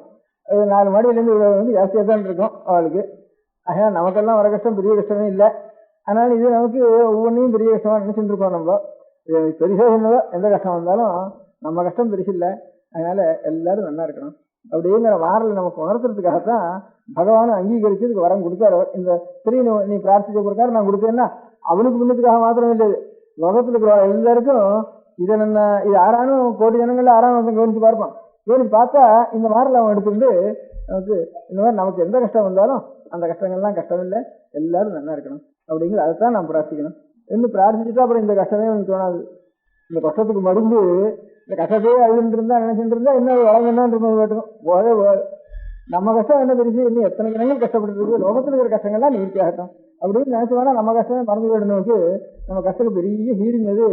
அது இல்லாம நம்ம கஷ்டம் இருக்கணும்னா இருந்து போட்டோம், ஊரெல்லாம் நல்லா இருக்கணும் அப்படிங்கிறது நமக்கு ஞாபகப்படுத்துக்காகத்தான் பகவான் அனுகிரகம் பண்ணி அப்பா நீ பிரார்த்தனை பண்றது சரின்னு அவனுக்கு மாத்திரம் அனுகிரகம் அர்த்தம் இல்லை, லோகத்துல அவன் எல்லாருக்கும் சேர்ந்து அனுகிரகம் பண்றதுக்காகத்தான். நாமெல்லாம் நல்லா இருக்கணும், சந்தோஷம் வாழணும், விரும்பி சாப்பிடணுங்கிற மாத்திரம் இல்லை அர்த்தம். இந்த விருந்து எதுல இருந்து எந்த மூலத்துல இருந்தா உண்டாயிருக்கு, அவன் மாதிரி நமக்கே மனப்பான்மை வேண்டாமா? நம்முடைய வாழ்நாள்லயும் இந்த மாதிரி ஒரு எண்ணத்தை நாம் வளர்க்கணுங்கிற ஒரு அபிப்பிராயம் தான் நாம் தெரிஞ்சுக்க வேண்டியது. இதுதான் பகவானுடைய சங்கல்பமா இருக்கும். அதுக்காக தான் இந்த உற்சவம் நடக்கணும்னு பகவானும் ஆக்கியம் பண்ணி, கிருஷ்ண பகவான் ஆக்கியம் பண்ணி லோகத்தில் நடக்கணும்னு பண்ணியிருக்காருன்னுட்டு நாம் தெரிஞ்சு கொள்ள வேண்டியது இந்த ஒரு விஷயம். அந்த மாதிரி அதுல இருந்து நமக்கு தெரிய வேண்டிய மாதிரி எவ்வளவு பெரிய கஷ்டம் வந்தாலும் அந்த கஷ்டத்தை கஷ்டம் நினைக்காம இந்த ஊர்லாம் கஷ்டப்படாம ஊருக்கு ஏதாவது கொஞ்சமாவது நம்மளால ஒரு கஷ்டத்தை நிறுத்தி பண்ண முடியாது, பகவானை பிரார்த்திப்போம் இப்படிங்கிற எண்ணம் நம்ம கையால் நம்ம நினைக்கிறதுக்காலும் மனசு பூர்வமாக பகவானை பிரார்த்திச்சோம்னா நாம் பண்றதுக்காலும் இன்னும் அவளுக்கு இன்னும் கஷ்டம் தானா நிவர்த்தி ஆகும் அப்படின்ட்டு ஊர்ல எல்லாம் கஷ்டப்படாம இருக்க முடியாது. எனக்கு வந்த கஷ்டம் இருக்கட்டும், அதுதான் எனக்கு வேணும் வேண்டாம்னு நாம் இன்னும் சொல்ல முடியாது நம்மளால. அதனால அது பகவானுக்கு தெரியும், சுகம் கொடுக்கணுமா கஷ்டம் கொடுக்கணுமாங்கிறது அவருக்கு தெரியும். அதனால அவர் எப்போ கொடுத்தாரோ அது அவருக்கு தெரியாம ஒரு காரியம் நடக்க, அதனால அவனுக்கு தெரிஞ்சு நடக்கிற காரியமானதுனால அது தப்புன்னு நான் நினைக்க வேண்டாம், கஷ்டம்னு நான் நினைக்க வேண்டாம் நம்ம அப்படின்னுட்டு அது சமாதானப்படுத்திட்டு பாக்கி எல்லாரும் கஷ்டப்படுறாலும் அந்த கஷ்டத்தை என் பிரார்த்தனைக்காக பகவான் நிறுத்தி கொண்டு அவளுடைய கஷ்டத்துக்கு கொஞ்சம் சமாதானம் பண்றதா இருந்ததுன்னா அதை காலம் எனக்கு பெரிய க்ஷேமம் கிடையாது அப்படிங்கிற எண்ணத்தோட நாம் இருக்கணுங்கிறதுக்காக தான் இந்த தீபாவளி நமக்கு இருக்குன்னு ஒரு அபிப்பிராயம். இன்னொரு அபிப்பிராயம் கூட அதான் நான் கீழே சொன்ன மாதிரி பெரிய ஒரு ரொம்ப குரூரமான காரியங்களுக்கு எல்லை இல்லாம குரூரமான காரியங்கள் செஞ்சுட்டு வாழ்க்கெல்லாம் நேர பகவானே அவளை சம்ஹாரம் பண்றாருன்னுட்டு ஒவ்வொரு சரித்திரத்திலையும் பிரகலாதனோ நரசிம்மனோ இப்போ ராமாவதாரத்திலேயோ கிருஷ்ணாவதாரத்திலேயோ இந்த 2-3 நரசிம்மாவதாரம் ராமாவதாரம் கிருஷ்ணாவதாரம் இந்த 3 அவதாரங்கள்ல தான் ரொம்ப அதிகமா சம்ஹாரம் பண்ணினதெல்லாம். அந்த மாதிரி சம்ஹாரம் பண்றதுக்கெல்லாம் ரொம்ப அக்கிரமங்கள் ரொம்ப ஜாஸ்தியா போயிட்டு தானே அப்போ ஈஸ்வரனே ஒரு அவதாரம் பண்ணி அவளை சம்ஹாரம் பண்றாங்கிற சரித்திரம் தான் நமக்கு பழைய சரித்திரம் வந்துட்டு இருக்கு. அப்போ அவளை சம்ஹாரம் பண்றதுக்காக வர்றதுங்கிறது எவ்வளவு அக்கிரமம் பண்ணினாலும் நான் பண்ணதோ அக்கிரமம் எனக்கு கிடைக்கிறதோ பகவத் தரிசனம். எத்தனையோ காலத்தில் தபஸ் பண்ணினா கூட கிடைக்காது. நான் இந்த அக்கிரமணத்துல நான் சம்பாதிச்சுட்டேன் என்ன சந்தோஷப்படுறவா அந்த சமயத்துல கொஞ்சம் ஞானம் கடைசி இடத்துல அவளுக்கு ஞானம் அப்படி ஒரு சந்தோஷப்படுறவா இப்போ நரகாசுரெல்லாம் அப்படி சந்தோஷப்பட்டு தான் பகவானை ஊர்லாம் நான் இருக்கணும்னு கடைசி காலத்துல பகவத் தரிசனத்தினால அவளுக்கு நம்ம இவ்வளவு கடுமையான மனுஷால இருந்தா கூட அந்த தரிசனத்தினால அவளுக்கு மனசு தெளிஞ்சு சரி நமக்கு இப்போ ஏற்பட்ட ஒரு புண்ணியம் கிடைச்சி போச்சுன்னு அவ்வளவு சந்தோஷம் அவளுடைய கடைசி க்ஷணத்துல ஏற்பட்டு போறது. அப்படி ஏற்படாதுன்னா அவளுக்கு மோஷம் கிடைக்காது. அதனால மோஷம் உடனே மோஷம் தான் கொடுத்தாருன்னு ராவண சம்ஹாரம் பண்ணார், மோஷம் கொடுத்தாரு. விஷண்ணிகேஷ சம்ஹாரம் பண்ணினார், அவனுக்கு அந்த பாபம் நிவர்த்தி ஆச்சு, அந்த ஜென்மம் நிவர்த்தி ஆச்சு அப்படின்னு சொல்றதுனால சாட்சாத் பகவானுடைய ஒரு ரூபமே இவனுக்கு கடைசி காலத்துல கிடைக்க முடியாது. அந்த ஆகாரமே தரிசனம் இந்த கண்ணால் பார்க்க முடியாது கிடைச்சி போயிட்டு தானே அதுக்காலும் புண்ணியம் என்ன உண்டு அப்படின்னு. இதுதான் இந்த இது ஒரு கான்ட்ரவர்சியல் இருக்கிற சப்ஜெக்ட். இது சப்ஜெக்டா இருந்தாலும் இந்த உத்தர ராமச்சரித்திரம்னுட்டு பகவதூத்தின்னு ஒரு பெரிய மகாகவி. இந்த பகவதி ரொம்ப சிவபக்தன். அதுலேருந்து இது பரம வைதிகன் சிவபக்தன். காளிதாசனுக்கு சமமான கவி காளிதாசன். அடுத்தது பகவதினா லோகத்தை சொல்றது. பவன்னா ஈஸ்வரம், பூத்தினா விபூதிக்கு பேரு. ஈஸ்வரனுடைய விபூதி அவன்ட்டு பகவதினா அவனுக்கு பேரு. அவன் ராமச்சரித்திரத்தில் எழுதியிருக்கான், உத்தர ராமச்சரித்திரம்னுட்டு ராமச்சரித்திரம் எழுதியிருக்கான். அதுல இந்த ஒரு கேள்விகரம் சூத்ரகன்னு ஒருத்தனுக்கு பேரு. சூத்ரகன்னு ஒரு ராஜாவுக்கு பேரு. இந்த காதம்பரியில கத்திரியன் தான் பேரு அவனுக்கு சூத்ரகன்னு ஒரு அரசனுக்கு பேரு. இன்னொரு 4வது வருணத்திலேயே பிறந்தவன் ஒருத்தன் ஒரு முனிவராக இருந்து தபஸ் பண்ணிட்டு இருந்தானா. அது சம்புகன். சூத்ரகன் இல்ல, சம்புகன். சூத்ரகன் ராஜா, காதம்பரியில் இருக்கிற ராஜாவுக்கு சூத்ரகன் சம்புகன். அதனால ஒரு குழந்தை செத்து போச்சு. இதுக்கு 2 காரணம், நம்ம ராஜ்யத்துல ஒரு தவறுதலான காரியம் பண்ணிட்டு இருக்கா. அதனால அவனை போய் உடனே அவனை சம்ஹாரம் பண்ணணும் அப்படின்னுட்டு இங்கேருந்து ராமன் புறட்டு போனார். ராமனே நேர போனார்னு சொல்றது போனார். அவனை போய் கத்தி எடுத்துட்டு அவனை சம்ஹாரம் பண்ண போறாராம். ரேஹஸ்த தட்சிண. அப்ப ராமர் பார்த்து சூத்ரமுனவு கிருப்பாணம். கிருப்பாணம்னா கத்திக்கு பேர். இப்போ இந்த பேப்பர்லாம் ஒரு கிருப்பான் வச்சுட்டு இருக்கான்னு கிருப்பாணம்னு பேர் சம்ஸ்கிருதத்தில் இருக்கு. கிருப்பாணம்னா கத்திக்கு பேர். அதுதான் கிருப்பான்னு சொல்றது காரணம். அந்த கிருப்பாணம்ங்கிறத சூத்ரமுனவு கிருப்பாணம். இந்த கத்தி எடுத்து இவன் என்ன போட வேண்டியிருக்க, இவன் என்ன தப்பு பண்ணினா, ஆரஹிம்சம் பண்ணினா, தவம் பண்ணினா, சாந்தத்தோட இருந்தான். அப்படி இருக்க முடியாத ராமஸ்ய ஹஸ்தமசி உனக்கு கொஞ்சமான தன் கையே பார்த்து சொல்றார் ராமன் அந்த நாடகத்துல. பரமபூதியினுடைய நாடகத்தை பரமசிவ ஈஸ்வர பக்தன் அவனே சொல்றான், ராமனுடைய வாக்கியத்தில் வச்சு சொல்றான், இவனை போய் நான் வெட்ட போறேனே, எங்கேயாவது என் கையை நீ போய் வெட்ட போறிய, இந்த கத்தி எடுத்துட்டு கத்தி அவன் மேல போட போறிய, உனக்கு கொஞ்சமான ஈவிரக்கம் இருக்கா, இருக்கா, இறக்கம் இருக்கா, நியாயம் இருக்கா உன்னுண்ட, அப்படி இருக்கிறப்ப என் கையே இப்படி பண்றிய அப்படின்னு ராமன் தன் கையை பார்த்து வெட்டுறப்பவே தாயை வெட்டிட்டு இருக்கிற சமயத்துல தன் கையை பார்த்து இப்படி இறக்கம் இல்லாம நீ பண்றிய அப்படின்னு. சரி, உனக்கு இறக்கம் இல்லாம இருக்கிறது நியாயம்தான், நீ இறக்கம் இல்லாதவன் தான் நீ அப்படின்னு. ஏன்னு ராமஸ்ய ஹஸ்தமசி, நீ ராமனுடைய கையினே, அது எப்பேற்பட்ட கை ராமனுடைய கை, இதுக்கு வந்து என்ன பண்ணி தெரியுமா, துர்பர கர்ப்பசின்ன சீதா விவாசன பட்டோ, நிறைய பூர்ண கர்ப்பமா இருக்க முடியாத குசலவாள கர்ப்பத்தில் இருக்க முடியாத சீதையே யாரோ ஒரு வண்ணான் சொன்னான்னுட்டு இங்கேருந்து சரின்னு தூக்கி லட்சுமணன் கொடுத்து அழைச்சுன்னு வா அப்படின்னு அனுப்பிச்ச கையில்லையாது, போயிட்டு வான்னு காட்டின கையில்லையாது, அந்த கைக்கு இறக்கம் வந்து வர போறது. அதனால ஒரு தப்பு பண்ணாமல் இருக்க முடியாத தவமுனிவனா இருக்க முடியாத இந்த 4வது வருணத்தை பிறந்தாங்கிறதுக்காக தவமுனிவனிடத்துல ஏதோ வர்ணாசிரம சாஸ்திரத்துக்கு விரோதங்கிறதுக்காக அவனை போய் கொல்ல போறியே, ஒரு பாபம் பண்ணலையாவன் அப்படின்னுட்டு ராமஸ்ய ஹஸ்தமசி துர்பர கர்ப்பகின்ன சீதா விவாசனப்பட்டோ கருணா குதஸ்தே, உனக்கு கருணைங்கிறது ஏது, இப்படிதான் சீதையை அனுப்பிச்சு சீதையை காட்டுக்கு அனுப்பிச்சோம் இல்லையா, நீ போ சொல்லி கை காட்டின கையில்லையா, காட்டின கையில்லையாது, காட்டு பக்கம் காட்டின கையில்லையாது அப்படின்னு. சரிதான், உனக்கு கருணை இல்லைதான் இல்லை, என்ன பண்றது அப்படின்ட்டு தன் கையை பார்த்து ராமர் சொல்றதா முதல்ல சொன்ன. அப்புறம் அவன் சொன்னான், இருந்து நான் தவம் பண்ணது தப்புன்னு நினைச்சுட்டுனா நீங்க வந்து என்ன வெட்டுறதுக்கு வந்திருக்கேன், நான் தவம் பண்ணது தப்புன்னா என்னுடைய அந்த காலத்துல ராமதரிசனம் கிடைக்குமா எனக்கு, எல்லாரும் தவம் பண்றது அதுக்காக தானே, அந்த காலத்துல பகவானுடைய தரிசனம் கிடைக்கணுங்கிறதுக்காக தானே எல்லாரும் தவம் பண்றது. சாட்சாத் பகவான அவதாரம் பண்ண ஒரு இதுல அவதாரம் பண்ண ராமன் தன்னுடைய அந்த காலத்துல வருவானா அதுக்கு காரணம் என் தவம் தானே, அந்த தவம் தப்புங்கிறதுனால எப்படி தப்பாகுது அப்படின்னு அவங்க கேட்டானா இவருக்கு பதில் நாடகத்துல கல்பனை பண்றப்போ பகவதி. அதனால சரி, நீங்க உங்க கணக்குல பாவம் எழுதியோ புண்ணியம் ஒண்ணு எழுதிச்சோ, அதுல இருந்து எனக்கு என்னுடைய பலம் கிடைச்சி வச்சு, அதனால இந்த பாவம் பண்ணதுனாலதான் எனக்கு இந்த பலமானது மகாபுண்ணியங்கிற தவசுகளுக்கெல்லாம் கிடைக்கல. நான் வந்து ஒரு நியாயமா ஒரு ரசிகர் தவத்துக்கு ஏற்பட்ட குளத்துல ஏற்பட்ட ரசிகர் இருக்காள, அவள் எத்தனையோ கோட்டியான தவம் பண்ற கூட அவள் கிடைக்கல. நான் என்ன கொஞ்சம் ஆரம்பிச்சோன்னு எனக்கு கிடைச்சி வச்சு நான் வந்து அனர்ஹனா இருக்கிறதுனால அனர்ஹன் தவம் பண்ணா அது பெரிய புண்ணியம் அப்படின்னு அதனுடைய பலம் எனக்கு கிடைச்சி வச்சுட்டு அவன் சொன்னான்னு பகவதி சொல்ற காலத்துல அந்த மாதிரி சொன்னான். அந்த மாதிரி பெரிய ரொம்ப எது பாபமும் ரொம்ப கடுமையான தப்புன்னு தோன்றதோ அப்பேற்பட்ட பெரிய தப்புகளுக்கெல்லாம் இது இவன் சாஸ்திரத்தை மீறி பண்ணினாங்கிறது மாத்திரம் தான் அவனுக்கு. புறத்தியாருக்கு ஹிம்சை கூட கிடையாது. புறத்தியாருக்கு ஹிம்சை இதனால தானா வந்து நேர்ந்து இருக்கணும்னு ஊகம் பண்ணுறதே தவிர பாக்கி ராவணனோ இப்போ ஹிரண்யகசிபோ இப்போ இவனோ போய் ஊரெல்லாம் ஹிம்சை பண்ணி வெட்டி ஹிம்சை கஷ்டப்படுத்தி எத்தனையோ பதிவர்களுக்கு ஹானி ஏற்படுத்தி எத்தனையோ சாதுக்களுக்கெல்லாம் ஹிம்சை பண்ணி இப்படிலாம் நேரவே பிரத்யட்சமாக ஹிம்சை பண்ணுறான். எங்கேயோ ஒரு ஹிம்சை ஏற்பட்டுதானா இந்த மாதிரி ஒரு தவறு சாஸ்திர விரோதமாக நடந்ததுனால இது வந்து ஊகம் பண்ணிட்டு போய் அது தவறு தப்புன்னு அவன் மனதார ஒத்துணுக்கு ஒன்றும் பண்ணவே இல்லை. அவன் மனசாரவே ஹிம்சை பண்ணிட்டு இருக்க முடியாத வாழ் கூட பகவானுடைய இது கடைசியில் ரொம்ப குரூரமா அப்படின்னால்னா அவளுடைய ரொம்ப குரூரமான காரியத்துக்கு கூட இந்த பெரிய ஒரு லாபம் வந்து கிடைச்சி போறது அப்படிங்கிறதுக்கு அதுக்கு ஒரு காரணம் ஒன்று சொல்லிட்டு இருக்கா. இந்த சம்புகனுடைய கதை ஒரு பக்கம் இருக்கட்டும், பாக்கி இந்த மாதிரி ரொம்ப குரூரமான காரியம் நடந்தது ஒரு சாட்சாத் பகவானே போய் அவளை சம்ஹாரம் பண்றதுங்கிறது இப்போ ஏற்பட்ட கடுமையான மனுஷாளுக்கு பகவானுக்கு வேற இன்னும் சாமானிய சக்தி உள்ளவாள் போய் அடிக்க முடியாது. அதுக்காக பகவான் அவதாரம் பண்ண வேண்டிய வந்துருக்கு, சாமானிய மனுஷால முடியாதுங்கிறது ஒரு பக்கம் இருக்கட்டும். அது அவனை இல்லாமனா சம்ஹாரம் பண்ண முடியாதுங்கிறதுக்காக பகவான் வந்து அவதாரம் பண்ணினாருங்கிறது ஒரு பக்கம் இருக்கட்டும். அவனுக்கு பலம் என்ன ஆகுதுன்னா பெரிய மகா மோட்சம் அவனுக்கு கிடைக்கிறது. இவ்வளவு தப்பு பண்ணினவனுக்கு மோட்சம் கிடைக்கலாமா? பெரிய பகவான் வரவே மோட்சம் தானே, கொடுக்கறது மோட்சம் கொடுக்கணும், நரகம் கொடுக்கட்டும். பகவானுடைய தரிசனம் கிடைக்கிறதே அவனுக்கு அதை காட்டும் பெரிய மோட்சம் கிடையாது.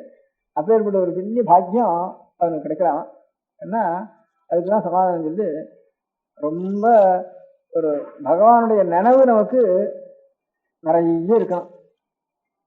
இந்த தபஸ் பண்ணி கிரந்தங்களை வாசித்து பிராணாயாமங்களை பண்ணி சத்கர்மானுஷ்டானங்களை பண்ணி எப்பவும் கண்ணால நாமோச்சாரணம் பண்ணிட்டு இப்படியே பகவத் ஞாபகமே ஒருத்தனுக்கு பகவானுடைய ஞாபகமே இருந்துட்டு தானே அங்க இருந்துட்டு இருக்கிறவனுக்கு எத்தனையோ ஆயிரக்கணக்கான வருஷம் அப்படி இருந்தா கூட அவ்வளவு தீவிரம் அவனுக்கு பகவானுடைய ஞாபகம் இன்னொருத்தனுக்கு இருக்கிற மாதிரி அவ்வளவு இருக்காது. எவன் பகவானை எப்ப பார்த்தாலும் விஷயண்டே இருக்கானோ, எவன் நமக்கு தேசியவன் நினைக்கிறானோ, இல்ல அவன் இல்ல இல்ல இல்ல இல்லன்னு இல்லைன்னாலும் பகவான் தான் சொல்றான் இல்ல இல்லைன்னு அவனுடைய ஞாபகம் தானே வருது அவனுக்கு.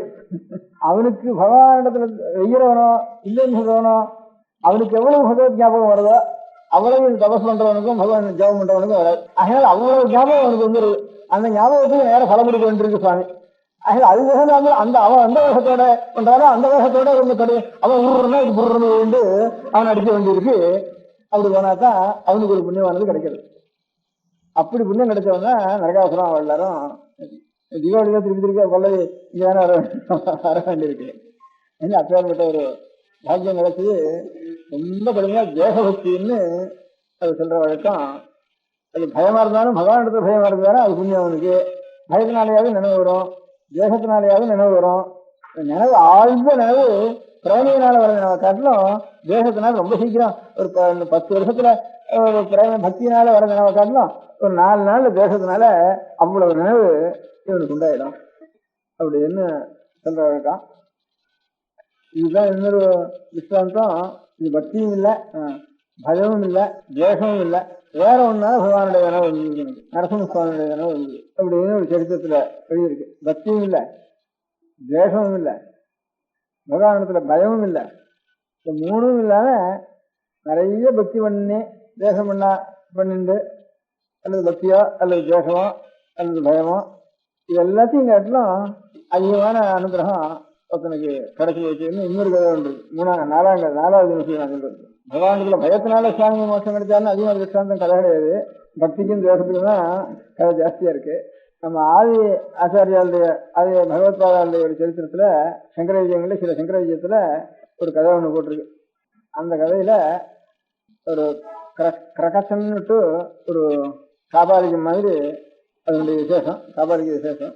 அவன் ஒரு மதத்துக்கு ஒரு ஆச்சாரியனா இருந்தான் அந்த காலத்துல, ஆச்சாரியால் திகேஜம் பண்ற காலத்துல.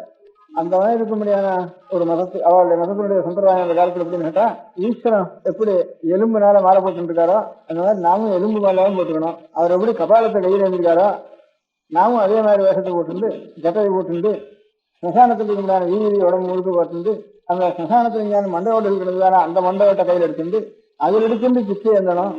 அந்த பிச்சையும் எப்பேற்பட்ட பிச்சையா இருக்கணும், ஏன்னா மாம்சத்தினுடைய பிச்சையா இருக்கணும். கையில கபாலத்தை எழுந்து அநேகமா இல்லைன்னா ஞானம் கிடைக்கலன்னா இந்த ஸ்மசானத்துக்கு உண்டான வேகும்படியான அந்த சரீர மாம்சம் இருக்கு அதை எடுத்து வந்து அங்க போய் பார்க்கணும், இல்லை அவனை அதை எடுத்துக்கணும், அந்த மாதிரி சிண்டாண்டத்துல போய் அதை வாங்கிக்கணும். இப்படி குரூரமான ஒரு அனுஷ்டானங்களோட சில விரதங்கள் இருந்திருக்கா. பாசுபதர், மகாவிரதி, லகுடீஸ்வர் இப்படி அந்த காலத்துல எனக்கு இருக்குன்னுட்டு கிரந்தங்களையும் நூல்களையும் பிரபந்தங்களையும் தெரிகிறது, கல்வெட்டுகள் இருந்தும் தெரிகிறது. அதனாலதான் இந்த சிறுத்தொன்று கூட பிள்ளைக்கறி கேட்ட உடனே அவர் கொடுத்ததுக்கு காரணம், அவர் இங்க காஞ்சிபுரத்துல பல்லவரசனுடைய பரஞ்சோதி பல்ல அந்த சிறுத்தொன்றின் பேர் என்ன? பரஞ்சோதி இல்லை பதில் என்ன பேரு? இல்ல இவருடைய எந்த பேருன்னா அந்த திருத்தொண்டருக்கு இந்த திருவண்ணத்துல இருக்கா, திருவண்ணத்துல அவர் வந்து வடக்கெல்லாம் போய் வாசாபியில போய் வாசாபி கணபதினு அங்கிருந்து வந்து பிரதிஷ்டை பண்ணி அந்த போய் ஜெயிச்சு அந்த ஊர்ல இருக்கக்கூடிய கணேச மூர்த்தியை கொண்டு வந்து ஊரு திருச்செங்காட்டாங்குடி, திருப்பூர், திருவாரூர் 3 ஊர்லயும் வாசாபி கணபதி பிரதிஷ்டை பண்ணிருக்காரு. வாசாபி கஷேத்திரத்துல இருந்து மகாகணபதி எடுத்துட்டு வந்து அங்க இருந்து அப்படி பிரார்த்திச்சுட்டு ஜெயம் கொடுத்தானா எங்க ஊர்ல அடிச்சுட்டு போய் உன்னை வந்து எட்டு பூஜிக்கிறேன்னுட்டு. அப்ப திருவாரூர்ல 3 ஊர்லயும் வாசாபி கணபதி இருக்கேன். திருப்பூர், திருச்செங்காட்டாங்குடி, திருவாரூர் 3 ஊர்லயும். திருவாரூர்ல முதல்ல இப்ப இருக்கிறதுனால அங்கிருந்த வாசாபி கணபதி வச்சுட்டு வாசாபி கணபதி இப்ப லோகத்துல வந்திருக்கிறது காரணம் வாசாபின்னு இப்ப பாதாமின்னு பேரு வடக்கு இருக்கிற அந்த ஊருக்கு. பாதாமின்னு ஒரு ஊர் இருக்கு, அந்த பம்பாய் பிரசிடன்சியில இருக்கு. இப்ப கர்நாடகம் பம்பாய்க்கும் அந்த எல்லையில இருக்கு. அந்த இடத்துலதான் சாளுக்கியால்னுட்டு பெரிய ராஜ்யம் வந்து இந்த சோழ ராஜ்யம் மாதிரி அங்க ஒரு பெரிய ராஜ்யம் கர்நாடக ராஜ்யம், கன்னட ராஜ்யம் இது. ராஷ்டிரகூட்டாலும் சாளுக்கியாலும் அந்த காலத்துல இருந்த அவளுடைய அந்த சாளுக்கியாளுடைய தான் இங்க பல்லவர்களுக்கும் ரொம்ப நாள் யுத்தம் நடந்துன்றது. ஒவ்வொரு தலைவர்களும் யுத்தம் நடக்கும், ஒன்னே கல்யாணம் நடக்கும், ஒன்னே உறவாளி நடக்குதா, ஒன்னே யுத்தம் நடக்கும். இப்படியே பல்லவாள் ராஜ்யம் நடக்குது. பல்லவாளுக்கு அப்புறம் சோழ ராஜ்யம் வந்ததுக்கு அப்புறம் அதே மாதிரி 11 வருஷம் வரைக்கும் இந்த சண்டையும் கல்யாணமும் விவாகத்தை சமயோரையாக சோகத்தைன்னுட்டு விவாகம் ரெண்டு சமமா இருக்கணும், அவளுக்கு தான் அழகா இருக்கணும்னுட்டு இந்த சாளுக்கியாளுக்கும் சோழாளுக்கும் சாளுக்கியாளுக்கும் பல்லவாளுக்கும் சண்டை நடந்துருந்தது. பல்லவ ராஜ்யம் இருந்த காலத்துல திருச்சிரங்காட்டிலிருந்து சோழ நாட்டில இருந்து ஒரு சேனாதிபதி இங்க இவரிடத்துல வந்து பல்லவ அரசனிடத்துல வந்து அந்த யுத்தத்துல போயிருந்து அந்த ராஜ்யங்கள் எல்லாம் ஜெயிச்சு அங்கெல்லாம் அங்கிருந்து சுவாமி எல்லாம் எடுத்துன்னு வந்து இங்க எல்லாம் பிரதிஷ்ட பண்ணினார். தங்க ஊர்ல வந்து பிரதிஷ்ட பண்ணிட்டார். அவர் வாதாபி கணபதினு அதுக்கு பேரு. அவருக்கு காரணம் இந்த வடக்கெல்லாம் அவர் படம் எடுத்து போற காலத்துல அங்க இந்த காபாலிகால மகாவர்த்திகள் ரொம்ப இப்போ கூட நான் கூட சில பேர் பார்த்திருக்கேன். ஒரே நிர்வாணமா உடம்பு முழுக்க வீடு போட்டு சடையபடி எல்லாம் போட்டு சகானத்திலேயே வாசம் பண்ணிட்டு கையில சூழத்தை வச்சுட்டு அப்படிலாம் சில பேர் இருக்கா. பிரயாகையில அதாவது கங்கா தீரத்துல சில பேர் பார்த்திருக்கேன்னா அந்த மாதிரி இருக்கா. சகானத்திலேயே வாசம் பண்ணிட்டு ராத்திரி எல்லாம் ஞானம் இது பண்ணிட்டு அப்படி இருந்துருக்கேன். நீங்க பார்த்துக்கலாம் பெருகள் பார்த்துக்கீங்க. அந்த மாதிரி ஒரு வடக்கு போனத்துல அப்ப இன்னும் கொஞ்சம் கடுமையா இருந்திருக்கும் அந்த காலத்துல. அவர் இந்த வடக்கு போனத்துல இப்படி எல்லாம் சில பேர் அதுலயும் ரொம்ப ஒரு மார்க்கம்னா அது நல்லவாக ரொம்ப நல்லவாக இருப்பது. அதை நம்பிட்டா அதுக்கப்புறம் இப்போ அது நமக்கு கொஞ்சம் கடுமையா நம்ம அனுஷ்டானத்துக்கோ ஆச்சாரத்துக்கோ தர்மசாஸ்திரத்துக்கோ அது கொஞ்சம் விரோதமா தோணினாலும் கூட அதை நம்பி அனுஷ்டானம் ஒவ்வொரு மதத்திலையும் அந்த மதத்திலேயே ஒரு நம்பிக்கையோட ஸ்ரத்தை அப்படின்னாலும் அதுவான ஒரு சேஷன்னு அப்படி நம்பினால் பகு பேர் இருப்பாள் இல்லையா. அந்த மாதிரி அதுலயே நம்பிக்கை இருக்கும், ரொம்ப நல்லவாளையும் பெரிய வாழையும் இருக்கும். அப்பேற்பட்ட வாழ்கள் அநேக பேருக்கு பக்தி வந்து அவளை ஆசாரியாளா அடைஞ்சிருந்து அவளுக்கு அந்த சம்பிரதாயத்துக்கு கொஞ்சம் வளர்த்து அப்படியே அநேக பேர் இருந்திருக்கான் ஒவ்வொரு காலத்திலையும். இப்போ புத்த மதம் இருந்தா அதை ஆதரிக்க ரொம்ப பேர் இருந்திருக்கா. புத்த சம்பிரதாயத்தை ஜெயின சம்பிரதாயத்தை ஆதரிக்கிறவா ரொம்ப பேர் இருந்திருக்கா. சாஸ்திர சம்பிரதாயத்தை ஆதரிக்கிறவா அநேகம் பேர் இருந்திருக்கா. இந்த மாதிரி இப்போ வீரசைவம் இருக்கு அதை ஆதரிக்கிறவா அநேகம் பேர் இருந்திருக்கா. இப்ப வீர வைஷ்ணவா இருந்தாலும் அதை அனுசரிக்கவா இருந்திருக்கா. அந்த மாதிரி அந்த மதத்தை அனுசரிக்கவா ரொம்ப பேர் இருந்திருக்கா அந்த காலத்துல. அது இவர் வழக்க போய் அவெல்லாம் பார்த்ததுனாலதான் யாரோ தெரிஞ்ச வந்து சுவாமியோட பரீட்சை பண்றதுக்கு வந்த காலத்துல கூட இதுதான் இந்த மாதிரி மாம்சத்தை தான் சாப்பிடுறதுன்னு ஒரு இந்த மாதிரி இப்படியான நரமாம்சத்தை தான் சாப்பிடுறதுன்னு சில மகாவிருத்திகள் இருக்காங்க அங்க. அந்த மாதிரி அதை சேர்ந்த ஒரு போல் இருக்குவர். அதனால நம்ம ஒரு மகா பெரியவர், ரொம்ப பெரியவர். ஒரு கேட்டதான் கொடுக்க வேண்டியதான். நமக்கு எதா இருந்தாலும் அது ஈஸ்வரத்தா இருந்ததாலும் நம்ம கேட்டது கொடுக்க வேண்டியதான் அப்படி நினைச்சுட்டுதான் அவர் கொடுத்தார். இதெல்லாம் ஒரு சம்பிரதாயம் இல்லாத இருந்ததுன்னா சக்குன்னு அவளுக்கு இது செய்யறதுக்கு தோணாதுன்ட்டு ஹிஸ்டாரிக்கலா இது கொஞ்சம் இந்த புராணத்துக்கு ஒரு பலம் கட்டுறதுக்கு இந்த மாதிரி சொல்றா. வடக்கெல்லாம் அவர் போயிட்டு வந்ததுனால அங்க கொஞ்சம் கபாலிகால் இருந்து பார்த்திருக்காரு. அதனாலதான் இங்கேயும் அந்த கபாலிகள் தான் இங்க வந்திருக்கா இருக்கியா. அந்த சம்பிரதாயத்தில் இருக்கிறவா அவ நம்ம கேட்கறா. அவ வந்து நரமாம்சத்தை தான் சாப்பிடுற வழக்கம். அதனால அவன் எதை கேட்டாலும் ரொம்ப பெரிய மகான்களா இருந்துச்சுன்னா ஈஸ்வர பக்தர்கள் எதை கேட்டாலும் நமக்கு பெருசு இல்லை அப்படின்னு நான் அர்ப்பணம் பண்ண வேண்டியதுதான் அப்படின்னு நினைச்சு ஒரு ஈஸ்வர பக்தரா இருக்கனால அப்படி செஞ்சார். ஒரு கதை சொல்றது உண்டு. அந்த மாதிரி ஆச்சாரியாளுடைய காலத்துல ஒரு பெரிய இந்த காபாலிகன் பிறந்த கிரகசன்னுட்டு அவனுக்கு பேருன்னு சில சங்கரவிஜயங்கள் சொல்லியிருக்கு. அந்த கிரகசங்கரம் ஆச்சாரியால் வந்து சாந்தமாயும் ஞான பிரதானமாயும் வந்து ஏதோ வேதோக்தமான ஆச்சார அனுஷ்டானங்கள் சீலத்தோடையும் வேதத்தில் சொல்லிருக்கிற மார்க்கத்தோட பாக்கி தாந்திரிக மார்க்கங்களை அதிகமாக நம்ம வந்து அனுஷ்டிக்க வேண்டாம். அது கொஞ்சம் குரூரமா இருக்கும், சில இடங்கள்ல இதுவா இருக்கும். வேத விருத்தமா இருந்தானா தாந்திரிக மார்க்கங்கள் நம்ம வந்து வேதத்தை அனுசரிச்சிருந்தானா தந்திரங்கள்ல இருந்து ஆகவங்கள்ல இருந்து எது எடுக்கலாமோ அதை எடுத்துக்கலாம். ரொம்ப வேத அனுஷ்டானங்களுக்கு ரொம்ப மாறுபட்டு இருந்ததுன்னா அப்பேற்பட்டதை நம்ம வந்து அதுக்கு அதிகாரிகள் வேற, சாமானியமான அதிகாரிகள் இந்த காலத்துல கிடையாது அப்பேற்பட்ட அதிகாரிகளுக்கு.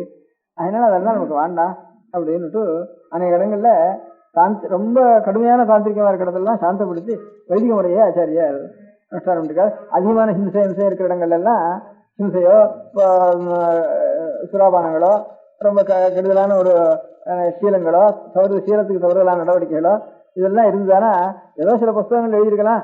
அது சில அதிகாரிகள் இங்கேயோ இருக்கலாம். அப்பேற்பட்ட அதிகாரிகள் எத்தனையோ இங்கேயோ போட்டியில் ஒருத்தர் அந்த அதிகாரிகளுடைய விஷயம் தெரியாம இது நல்லது பிரத்யட்ச பலம் இதுல சீக்கிரம் கிடைச்சிடும்னு நினைச்சுட்டு ஆனா எங்க இதுல பிரவர்த்திக்கிறது சகஜமா இருக்கும். இந்த பாமதந்திரங்கள்ல அதெல்லாம் கூடாதுப்பா நமக்கு. அந்த அந்த அதிகாரியா நாம் இருந்தா கூட அது பண்ணாததுனால தப்பு இல்லை. வேதத்துண்ட மார்க்கத்திலேயே நம்ம பண்ணதுனால நமக்கு ஒன்றும் கெடுதல் கிடையாது. அதனால குரூரமா இருக்கிறதுல இன்னும் நாம் கெட்டு போறதுதான் அதிக வழி இருக்கணும். நான் அனதிகாரியா இருந்து அந்த வழியில போனோம்னா நாம் இன்னும் கெட்டு போறதுக்கு தான் அது மார்க்கம். அதனால அதெல்லாம் நமக்கு வேண்டவே வேண்டாம். அது கொஞ்சம் கடுமையான வழி அது. அதனால அந்த வழிக்கெல்லாம் நம்ம போக வேண்டாம் அப்படின்னு ஆச்சாரியார் கொஞ்சம் வேதத்தினால விகிதமான மார்க்கம் எதுவோ வேதங்களையும் தர்ம நூல்களாலையும் சுதிஸ்மிதிகளை சொல்லப்பட ஒரு மார்க்கத்தை அனுசரிச்சா போறோம். அதை அனுசரிச்சு ஈஸ்வர பக்தியை நாம் பண்ணிட்டு இருக்க வேண்டியதுதான் சரின்னுட்டு இதையே ஆச்சாரியார் கடைசியில இவ்வளவனுடைய பிரயோஜனம் என்ன கேட்டா அவனிடத்துல உண்மையான அன்பு நமக்கு இருக்குதானா அவனுடைய சுரூபம் தானா அவன் பிரகாசிக்கிறான். அவனுடைய சுரூபம் நம்மையும் சாப்பிட்ற சுரூப்பாக தான் நம்மளையும் உலகமெல்லாம் அவனுடைய சுரூபம் ஆகிட்டு தானே நான்கிறது மாத்திரம் தனியாக ஒன்று இருப்பானே இதையும் கரைச்சி விட்டு அவனே அகம்பாவம் இந்த அகங்காரத்தையும் ஈஸ்வர சுரூபத்தில் கரைச்சி விட்டுவானா அப்போ சிவ ஐக்கியம் வந்துடுறது சிவன் வேற ஜீவன் வேறங்கிற ஒரு பேதம் இல்லாம இதுவும் சேர்ந்து கரைஞ்சு விடுறது இல்லை அப்படிங்கிற ஒரு தத்துவத்துல தத்துவ திருஷ்டியில உண்மையில கடைசியில உனக்கு திருஷ்டி இருக்கணும் அந்த உண்மையை தவிர பாக்கி இந்த உபாசனையில அனுஷ்டானத்துல இது பிரதானமாக வச்சிருந்து இதுக்காக எதிர்ப்புமான கர்மானுஷ்டானங்களையும் சீலங்களையும் தவிர்த்து கொஞ்சம் கூரமான காரியங்கள்லாம் செய்ய வேண்டாம்னுட்டு இந்த உபதேசங்களே ஆச்சாரியால் பண்ணிட்டே வந்ததுனால அவள் இந்த மாதிரி கொஞ்சம் கடுமையான தாந்திரிக மார்க்கங்களுக்கெல்லாம் வர வர வர கொஞ்சம் குறைவு ஏற்பட்டது ஆச்சாரியால் காலத்துல அப்போ அந்த கசக்கு அவன் ஒரு மதத்துக்கு ஆச்சாரியன் என்ன சொன்னாலும் ஜனங்கள் ஆச்சாரியால் சொல்றதா இவாளுக்கு மனசுக்கு நியாயமா படுறது திருப்தியா படுறது நம்முடைய ஒரு அனுஷ்டானங்கள்லாம் இந்த குருவமான இந்த மகாபாரதாதிகள் தான் ஜனங்களுக்கு வர வர வர இதுல நம்பிக்கை குறைஞ்சு போயிடுறது இது என்ன பண்றதுக்கு வழி இந்த ஆச்சாரியால தீர்த்துட்டா தான் சங்கராச்சாரியால தீர்த்துட்டா தான் நமக்கு ஆபத்து இல்லாம இருக்கும் அப்படின்னு நினைச்சிட்டு அவன் என்ன பண்ணினா சீக்கிரத்துக்கோ ராஜராஜாக்களோ ஒரு எப்பவும் ஆச்சாரியாலத்துல 6000 சிஷ்யர் ஷட்சயஸ்திரயஸ்து சிஷ்யானாம்னு எங்க திக்கஜம் என்றாலும் 6000 சிஷ்யர் கூடவே போயிட்டு இருப்பாளாம் அவள் ராஜராஜாக்கள் முகன்னு பின்னோட பரிவாரங்களோட எங்க ஆச்சாரியால் இருந்தாலும் பின்னோட எந்த காட்டில் இருந்தாலும் எந்த நதியில் இருந்தாலும் எந்த மலைக்கு போனாலும் கூடவே வந்துட்டு இருப்பா இப்படி இருக்கிறப்ப இவாளை போய் நம்ம எப்படி சம்ஹாரம் பண்றதுன்னு முடியும் நம்மளால இவாளை சம்ஹாரம் முடியாதானா நம்ம மதம் பழைக்காத போல் இருக்கு அதனால இவாளால் அடியோட போயிடும் போல் இருக்கே நம்ம மதம் நாமும் அந்த மதத்துக்கு ஆச்சாரியனா இருக்கோம் அப்படின்னு அவன் ரொம்ப புத்திசாலி அதனால ஒரு யுக்தி ஒன்றும் பண்ணினான் தனியா ஆச்சாரியால் இடத்துல இருக்கிறப்போ பக்தன் மாதிரி வந்து ரொம்ப பக்தியோட பிரார்த்தனை பண்ணி நான் இந்த மதஸ்தான் உண்மையை சொல்லிட்டேன் நிஜமா சொல்லணும் அவள் இடத்துல இந்த மதஸ்தான் அதுக்காக நான் வந்து ஒரு கபாலி ஸ்வரூபமா இருக்க முடியாத ஒரு சுவாமிய நான் இந்த தாந்திரிகமான ஒரு மார்க்கத்துல உபாசிச்சுட்டு அதுக்கு ரொம்ப நாளாக உபாசிச்சுட்டு இருக்கேன் அதுக்கு பெரிய ஒரு ஹோமம் ஒன்று பண்ணிட்டு இருக்கேன் அவர் எனக்கு பிரத்யட்சமா வரேன்னு சொல்லி சுப்பிரமணியத்தில் சொல்லியிருக்கார் இன்னும் ஒரு யஜ்ஞத்தை ஹோமத்தை பண்ணினியானா அந்த ஹோமத்துக்கு ஒரு நரபலி கொடுக்கணும் இந்த நரபலிங்கிறது ஒரு சிரஸை அறுத்து கொடுக்கணும் அதுக்கு ஹோமம் பண்ணணும் அந்த சிரஸை ஆறா இருக்கணும்னு கேட்டா அஷ்டவாசித்தியோடு பெற்ற யோகியா இருக்கணும் இல்லைன்னா அஷ்டைஸ்வர சம்பந்தனான ஒரு சாம்ராஜ்ய பட்டாபிஷேகமான சக்கரவர்த்தியா இருக்கணும் சக்கரவர்த்தி இடத்துல போய் கேட்டோம்னா நினைக்கிறதுக்குள்ள எந்த போயிடும் அதனால தாங்களோ மகாபரோபகாரி உங்களுக்கு தான்கிற சரீராசிமானமே கிடையாது அதனால இது பிரத்யட்சம் லோகம் முழுக்க தெரியும் அதனால எனக்கு என்னுடைய ஈஸ்வரன் என்னுடைய இஷ்ட தெய்வம் எனக்கு பிரத்யட்சம் இடத்துக்கு தங்களுக்கு கிருப்பை இருந்தானா இந்த சிரஸை நான் கேட்கறது அபசாரம் இருந்தாலும் தேவதா விஷயத்தினால கேட்கறதுனால நீங்க அதை அங்கீகரிப்பேன்னு நினைக்கிறேன் அதனால இந்த சிரஸை எனக்கு கொடுக்கணும்னுட்டு ஆச்சாரியாண்டத்தில் வந்து தனியா நமஸ்காரம் பண்ணி அவரோட உத்தரவு இல்லாத சமயத்துல இப்படியே ரொம்ப நாள் எதிர்பார்த்து பிரார்த்திச்சுட்டு அப்படி கேட்டான் வந்து நான் இது இந்த எலும்பு தலையில இதெல்லாம் ஒண்ணுக்கு உபயோகம் இல்லைன்னு நினைச்சேன்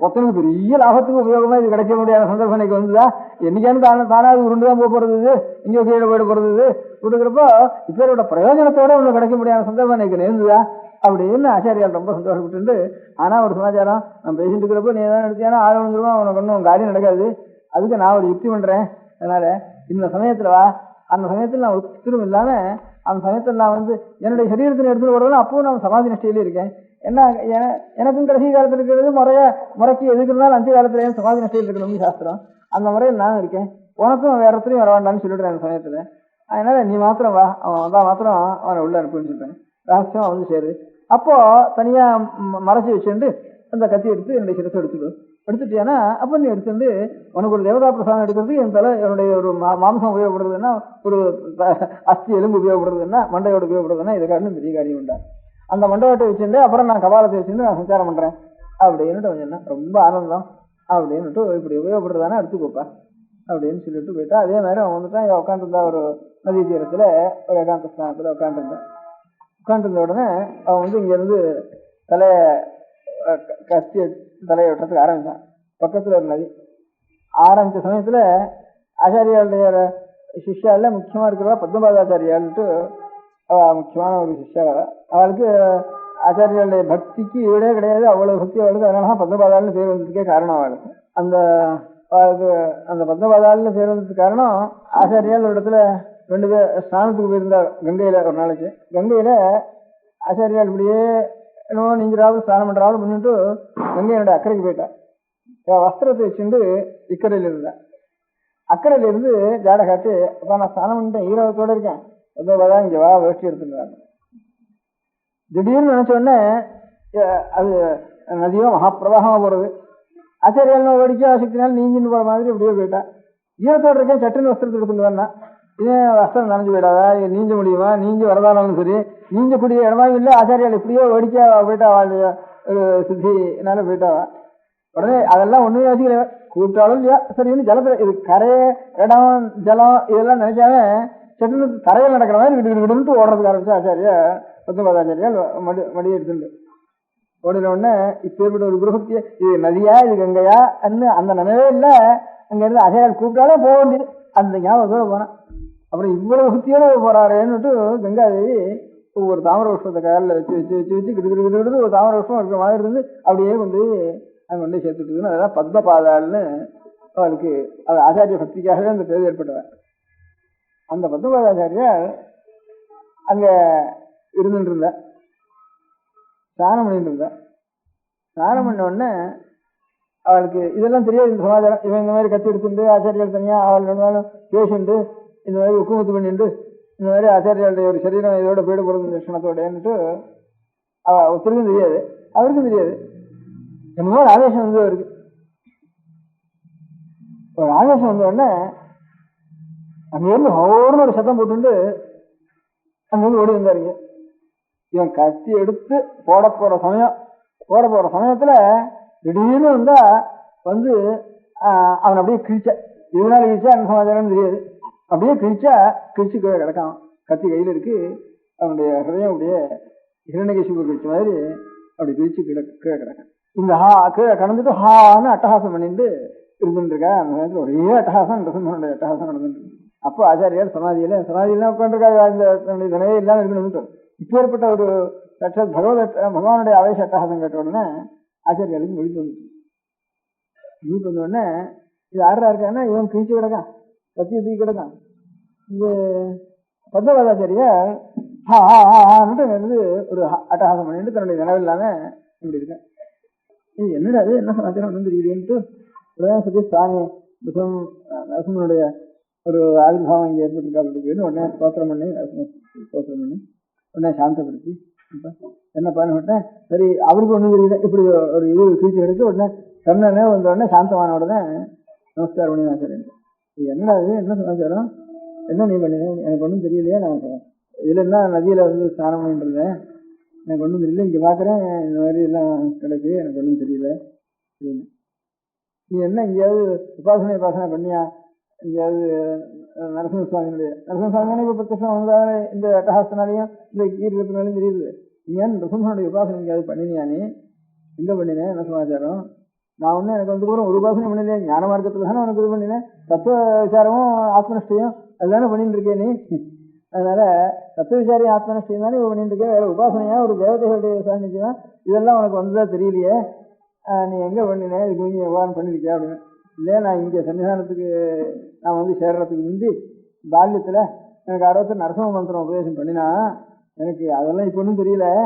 நரசிம்ம மந்திரம் ஒரு காலத்தில் உபதேசம் பண்ணினா, இந்த நரசிம்ம மந்திரத்தை உபதேசம் பண்ணிட்டு அதை சித்தி பண்ணிக்கணும், அந்த மந்திர சித்தி புரஸ்கரணம் பண்ணணும் அப்படின்னு எனக்கு ஒரு அபிப்பிராயம் 60 தெளிவாக சொன்னான். இருந்தாலும் அவனுக்கு நல்லது அப்படின்னு சொன்னான். அதுக்கப்புறம் எங்கே பண்ணுறதுன்னா தனியாக இருக்க முடியாத காட்டில் போய் நீ இந்த மந்திரத்தை ஆவர்த்தி பண்ணணும், ஜபம் பண்ணணும்.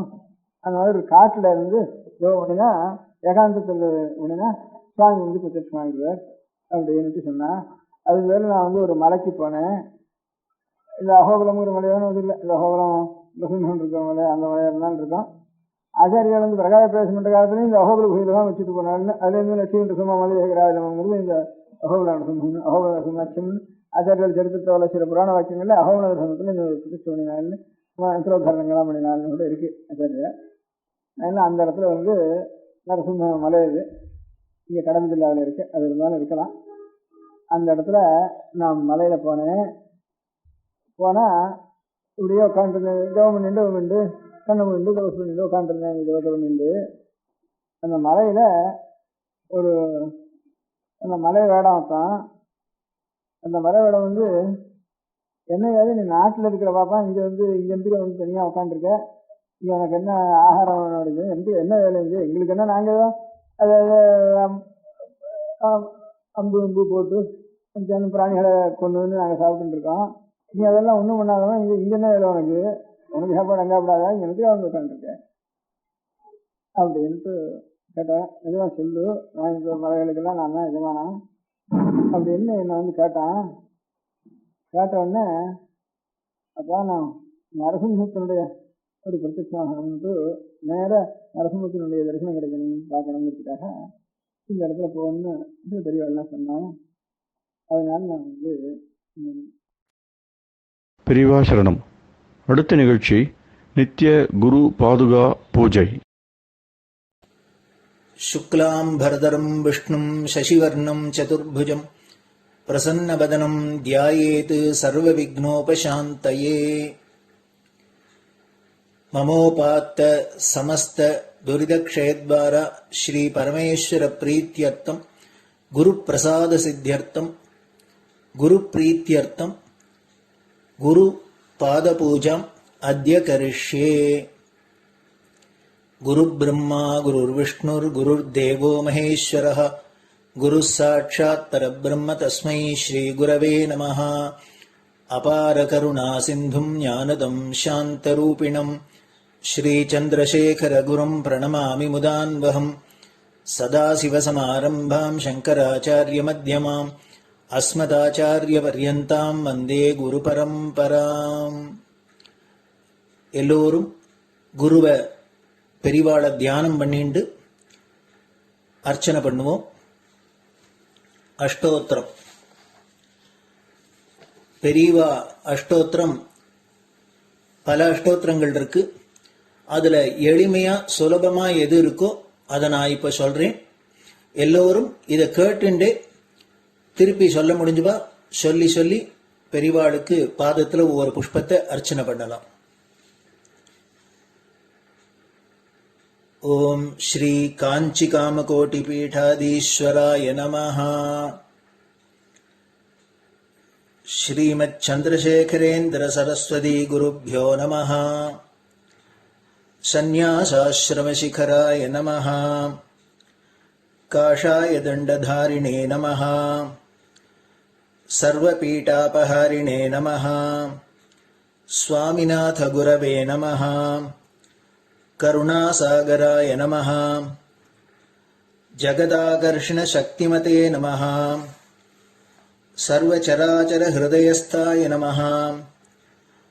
ओम भक्त परिपालक श्रेष्ठाय नमः. धर्म परिपालकाय नमः. श्री जयेन्द्र सरस्वत्याचार्याय नमः. श्री विजयेन्द्र सरस्वती पूजिताय नमः. शिवशक्ति स्वरूपाय नमः.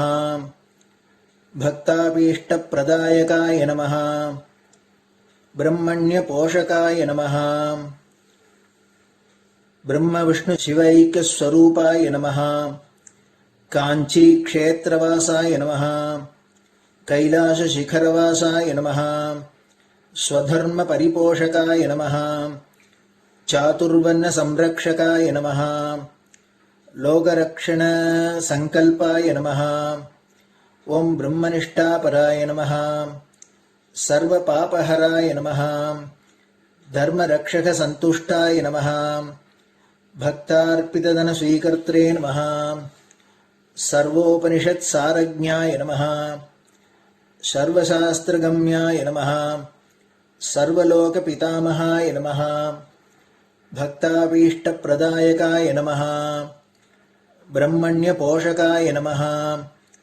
नानाविध पुष्पार्चितपताय नमः. रुद्राक्ष क्रीडधारिणे नमः. भस्मोद्धूलित विग्रहाय नमः. सर्वज्ञाय नमः. सर्वचराचर व्यापकाय नमः. अनेक शिष्य परिपालकाय नमः. मनश्चाञ्चल्य निवर्तकाय नमः. अभयहस्ताय नमः. भयापहाय नमः. यज्ञपुरुषाय नमः. यज्ञानुष्ठान रुचिप्रदाय नमः. यज्ञसम्पन्नाय नमः. यज्ञसहायकाय नमः. यज्ञफलदाय नमः. यज्ञप्रियाय नमः. उपमानरहिताय नमः. स्फटिक तुलसी रुद्राक्ष हारधारिणे नमः. चातुर्वर्ण समदृष्टये नमः। ऋग्यजुस्साम अथर्वणादि चतुर्वेद संरक्षकाय नमः। दक्षिणामूर्तिस्वरूपाय नमः। जाग्रत् स्वप्न सुषुप्ति अवस्थातीताय नमः। कोटिसूर्यतुल्य तेजोमय शरीराय नमः। साधुसंग संरक्षकाय नमः। अश्वगज गोपूजा निर्वर्तकाय नमः। गुरुपादुक पूजातुरन्तराय नमः। कनकाभिषिक्ताय नमः। स्वर्णबिल्वदल पूजिताय नमः। सर्वजीव मोक्षदाय नमः। मूकवाक्तान निपुणाय नमः। नेत्रदीक्षादानाय नमः। द्वादशलिङ्गस्थापकाय नमः। गानरसप्रियाय नमः। ब्रह्मज्ञानोपदेशकाय नमः। सकलकलासिद्धिताय नमः। चातुर्वण्यपूजिताय नमः। अनेकभाषा संभाषण कोविताय नमः। अष्टसिद्धिप्रदायकाय नमः। ओम श्री शारदामठ सुस्थिताय नमः। नित्यान्नदान सुप्रीताय नमः। प्रार्थना मात्र सुलभाय नमः। पादयात्रा प्रियाय नमः। नानाविध मतपंडिताय नमः। श्रुति स्मृति पुराणज्ञाय नमः। देव यक्ष किन्नर किंपुरुष पूज्याय नमः। श्रवणानंदकर कीर्तये नमः। दर्शनानंदाय नमः। अद्वैतानंदभरिताय नमः। अव्याच करुणामूर्तये नमः। शैव वैष्णवादिमान्याय नमः। श्री शंकराचार्याय नमः। दण्डकमण्डलोहस्ताय नमः। वीणा मृदंग सकलवाद्यनाथस्वरूपाय नमः। रामकथारसिकाय नमः। वेद वेदांग आगमादि सकलकला सतस्प्रवर्तकाय नमः। हृदय गुहाशयाय नमः। शतरुद्रीय वर्णितस्वरूपाय नमः। केदारेश्वरनाथाय नमः। अविद्यानाशकाय नमः। निष्कामकर्मोपदेशकाय नमः। लघुभक्तिमार्गोपदेशकाय नमः। लिंगस्वरूपाय नमः। सालग्रामसूक्ष्मस्वरूपाय नमः। कालड्यां शङ्करकीर्तिस्तम्भनिर्माणकर्त्रे नमः। जितेन्द्रियाय नमः। शरणागतवत्सलाय नमः। श्रीशैलशिखरवासाय नमः। डमरुकनादविनोदाय नमः। वृषभारूढाय नमः। दुर्मदनाशकाय नमः। आभिचारिकदोषहर्त्रे नमः। मिताहाराय नमः। मृत्युविमोचकशक्त्याय नमः। श्रीचक्रार्चनतत्पराय नमः। दासानुग्रहकारकाय नमः। अनुराधानक्षत्रजाताय नमः। सर्वलोकख्यातशीलाय नमः। वेङ्कटेश्वरचरणपद्मषट्पदाय नमः। श्री महात्रिपुरसुन्दरी समेत श्री चन्द्रमौलीश्वर पूजाप्रियाय नमः। श्रीमच्चन्द्रशेखरेन्द्र सरस्वती सद्गुरु परब्रह्मणे नमः। गुरुभ्यो नमः। परमगुरुभ्यो नमः। परमेष्टिगुरुभ्यो नमः। परात्परगुरुभ्यो नमः। गुरुपरम्पराभ्यां नमः। गुरुपादुकाभ्यां नमो नमः. அடுத்தது ஊதுபத்தி இருந்தா அதை காமிச்சு தூபம், நெய் தீபம் இருந்தா காமிச்சு அதை நெய் தீபம் தீபம் காமிச்சுட்டு நைவேத்தியம் வெத்தலைப்பாக்கு பழம் இதுலேருந்து ஆரம்பிச்சு அவளுக்கு எது சௌரியமோ அதுபடி நைவேத்தியம் பண்ணலாம். அதுக்கு அடுத்தது கற்பூர ஹாரத்தி பண்ணி எல்லோரும் பிரதட்சிண நமஸ்காரம் பண்ணி பெரியவாள்கிட்ட பிரார்த்தனை பண்ணிண்டு எல்லோரும் க்ஷேமமா இருக்கணும், லோகம் பரம மங்களமா சௌக்கியமா இருக்கணும், எல்லோரும் வியாதி வெக்க இல்லாத ஆயுராரோக்கிய ஐஸ்வர்யத்தோட சாந்தம் அமைதியோட ஞான வைராக்கியத்தோட எல்லோரும் நல்லவர்களாயிருந்து நன்மையை அடையணும்னு பிரார்த்தனை பண்ணி இந்த பூஜையை தினம் செய்யலாம். குரு பிரம்மா குருர் விஷ்ணுர் குருர் தேவோ மகேஸ்வரः குரு சாட்சாத் பரபிரம்ம தஸ்மை ஸ்ரீ குரவே நமः. அபார கருணா சிந்தும் ஞானதம் சாந்தரூபிணம் ஸ்ரீ சந்திரசேகர குரும் பிரணமாமி முதான்வகம். சதாசிவசமாரம்பாம் சங்கராச்சார்ய மத்யமாம் அஸ்மதாச்சார்ய பர்யந்தாம் வந்தே குரு பரம்பராம். குரு பாத பூஜை நிறைவடைஞ்சது. பெரியவா சரணம். திருச்சிற்றம்பலம். நிலை பெறுமாறு எண்ணுதியேல் நெஞ்சே நீவா நித்தலும் எம்பிரானுடைய கோயில் புக்கு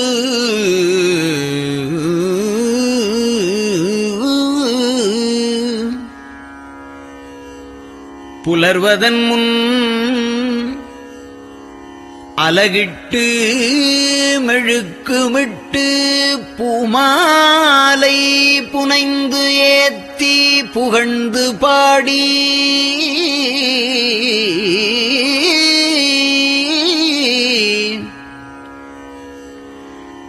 தலையாரக் கும்பிட்டு கூத்தும் ஆடி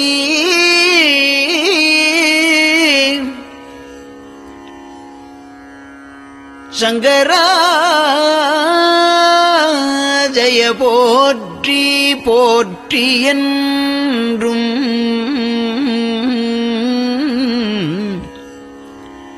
அலைபுனல் சேர் செஞ்சடையம் ஆதி என்றும் ஆரூரா என்றென்றே அலரானில்லே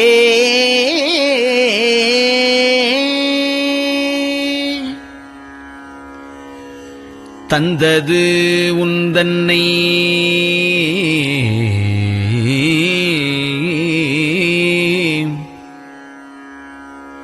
கொண்டது எந்தன்னை சங்கரா ஆர்கோலோ சதுரர் அந்தம் ஒன்றில்லா ஆனந்தம் பெற்றேன்.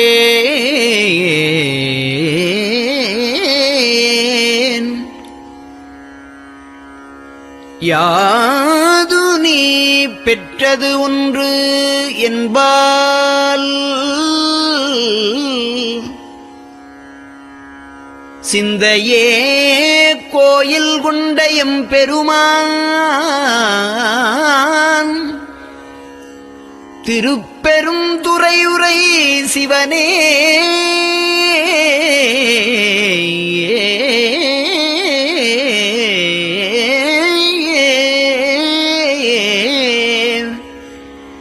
எந்த ஈசா உடல் இடம் கொண்டாய் யான் இதற்கு இலன் ஓர் கைமாறே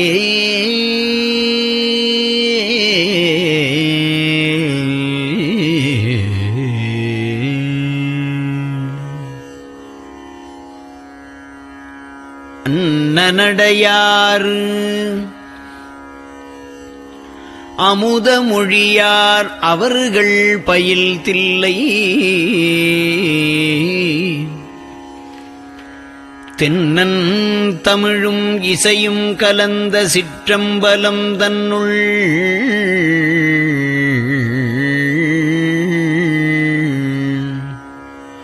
பொன்னும் மணியும் நிறந்த தலத்து புலித்தோல் பியர்க்கிட்டு மின்னின் இடையாள் உமையாள்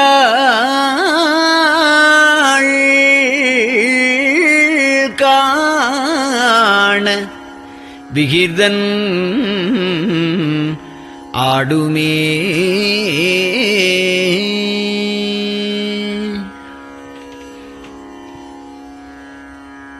நெட் நெட்டையிலா உடல் நீத்து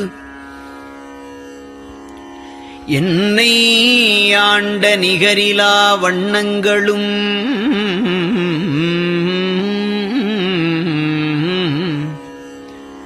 சிட்டன் சிவனடியாரை சீராட்டும் திறங்களுமே சிந்தித்து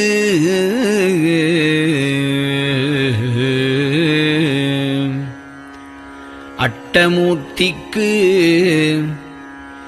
என் அகம் நெகவூரும் அமிழ்தனுக்கு ஆலநீழற்பட்டனுக்கு என்னை தன்பாற்படுத்தானுக்கே பல்லாண்டு குருதுமே.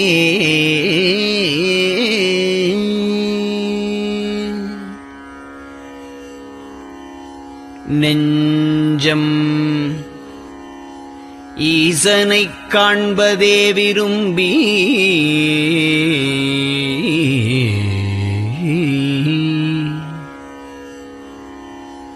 நிரந்தரம் திருவாக்கினில் நிகழ்வது அஞ்செழுத்துமே ஆக ஆளுடைய அம்மை செம்மலர் கைகுவித்து அருளி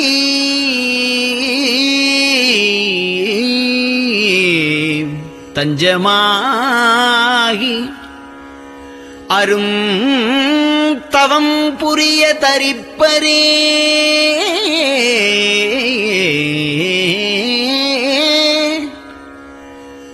அவள் தனிப்பெரும் கணவர்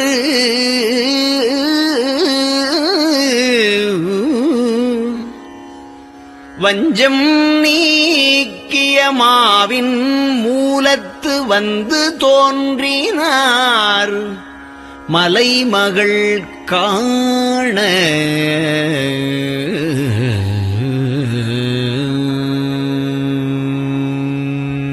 திருச்சிற்றம்பலம்.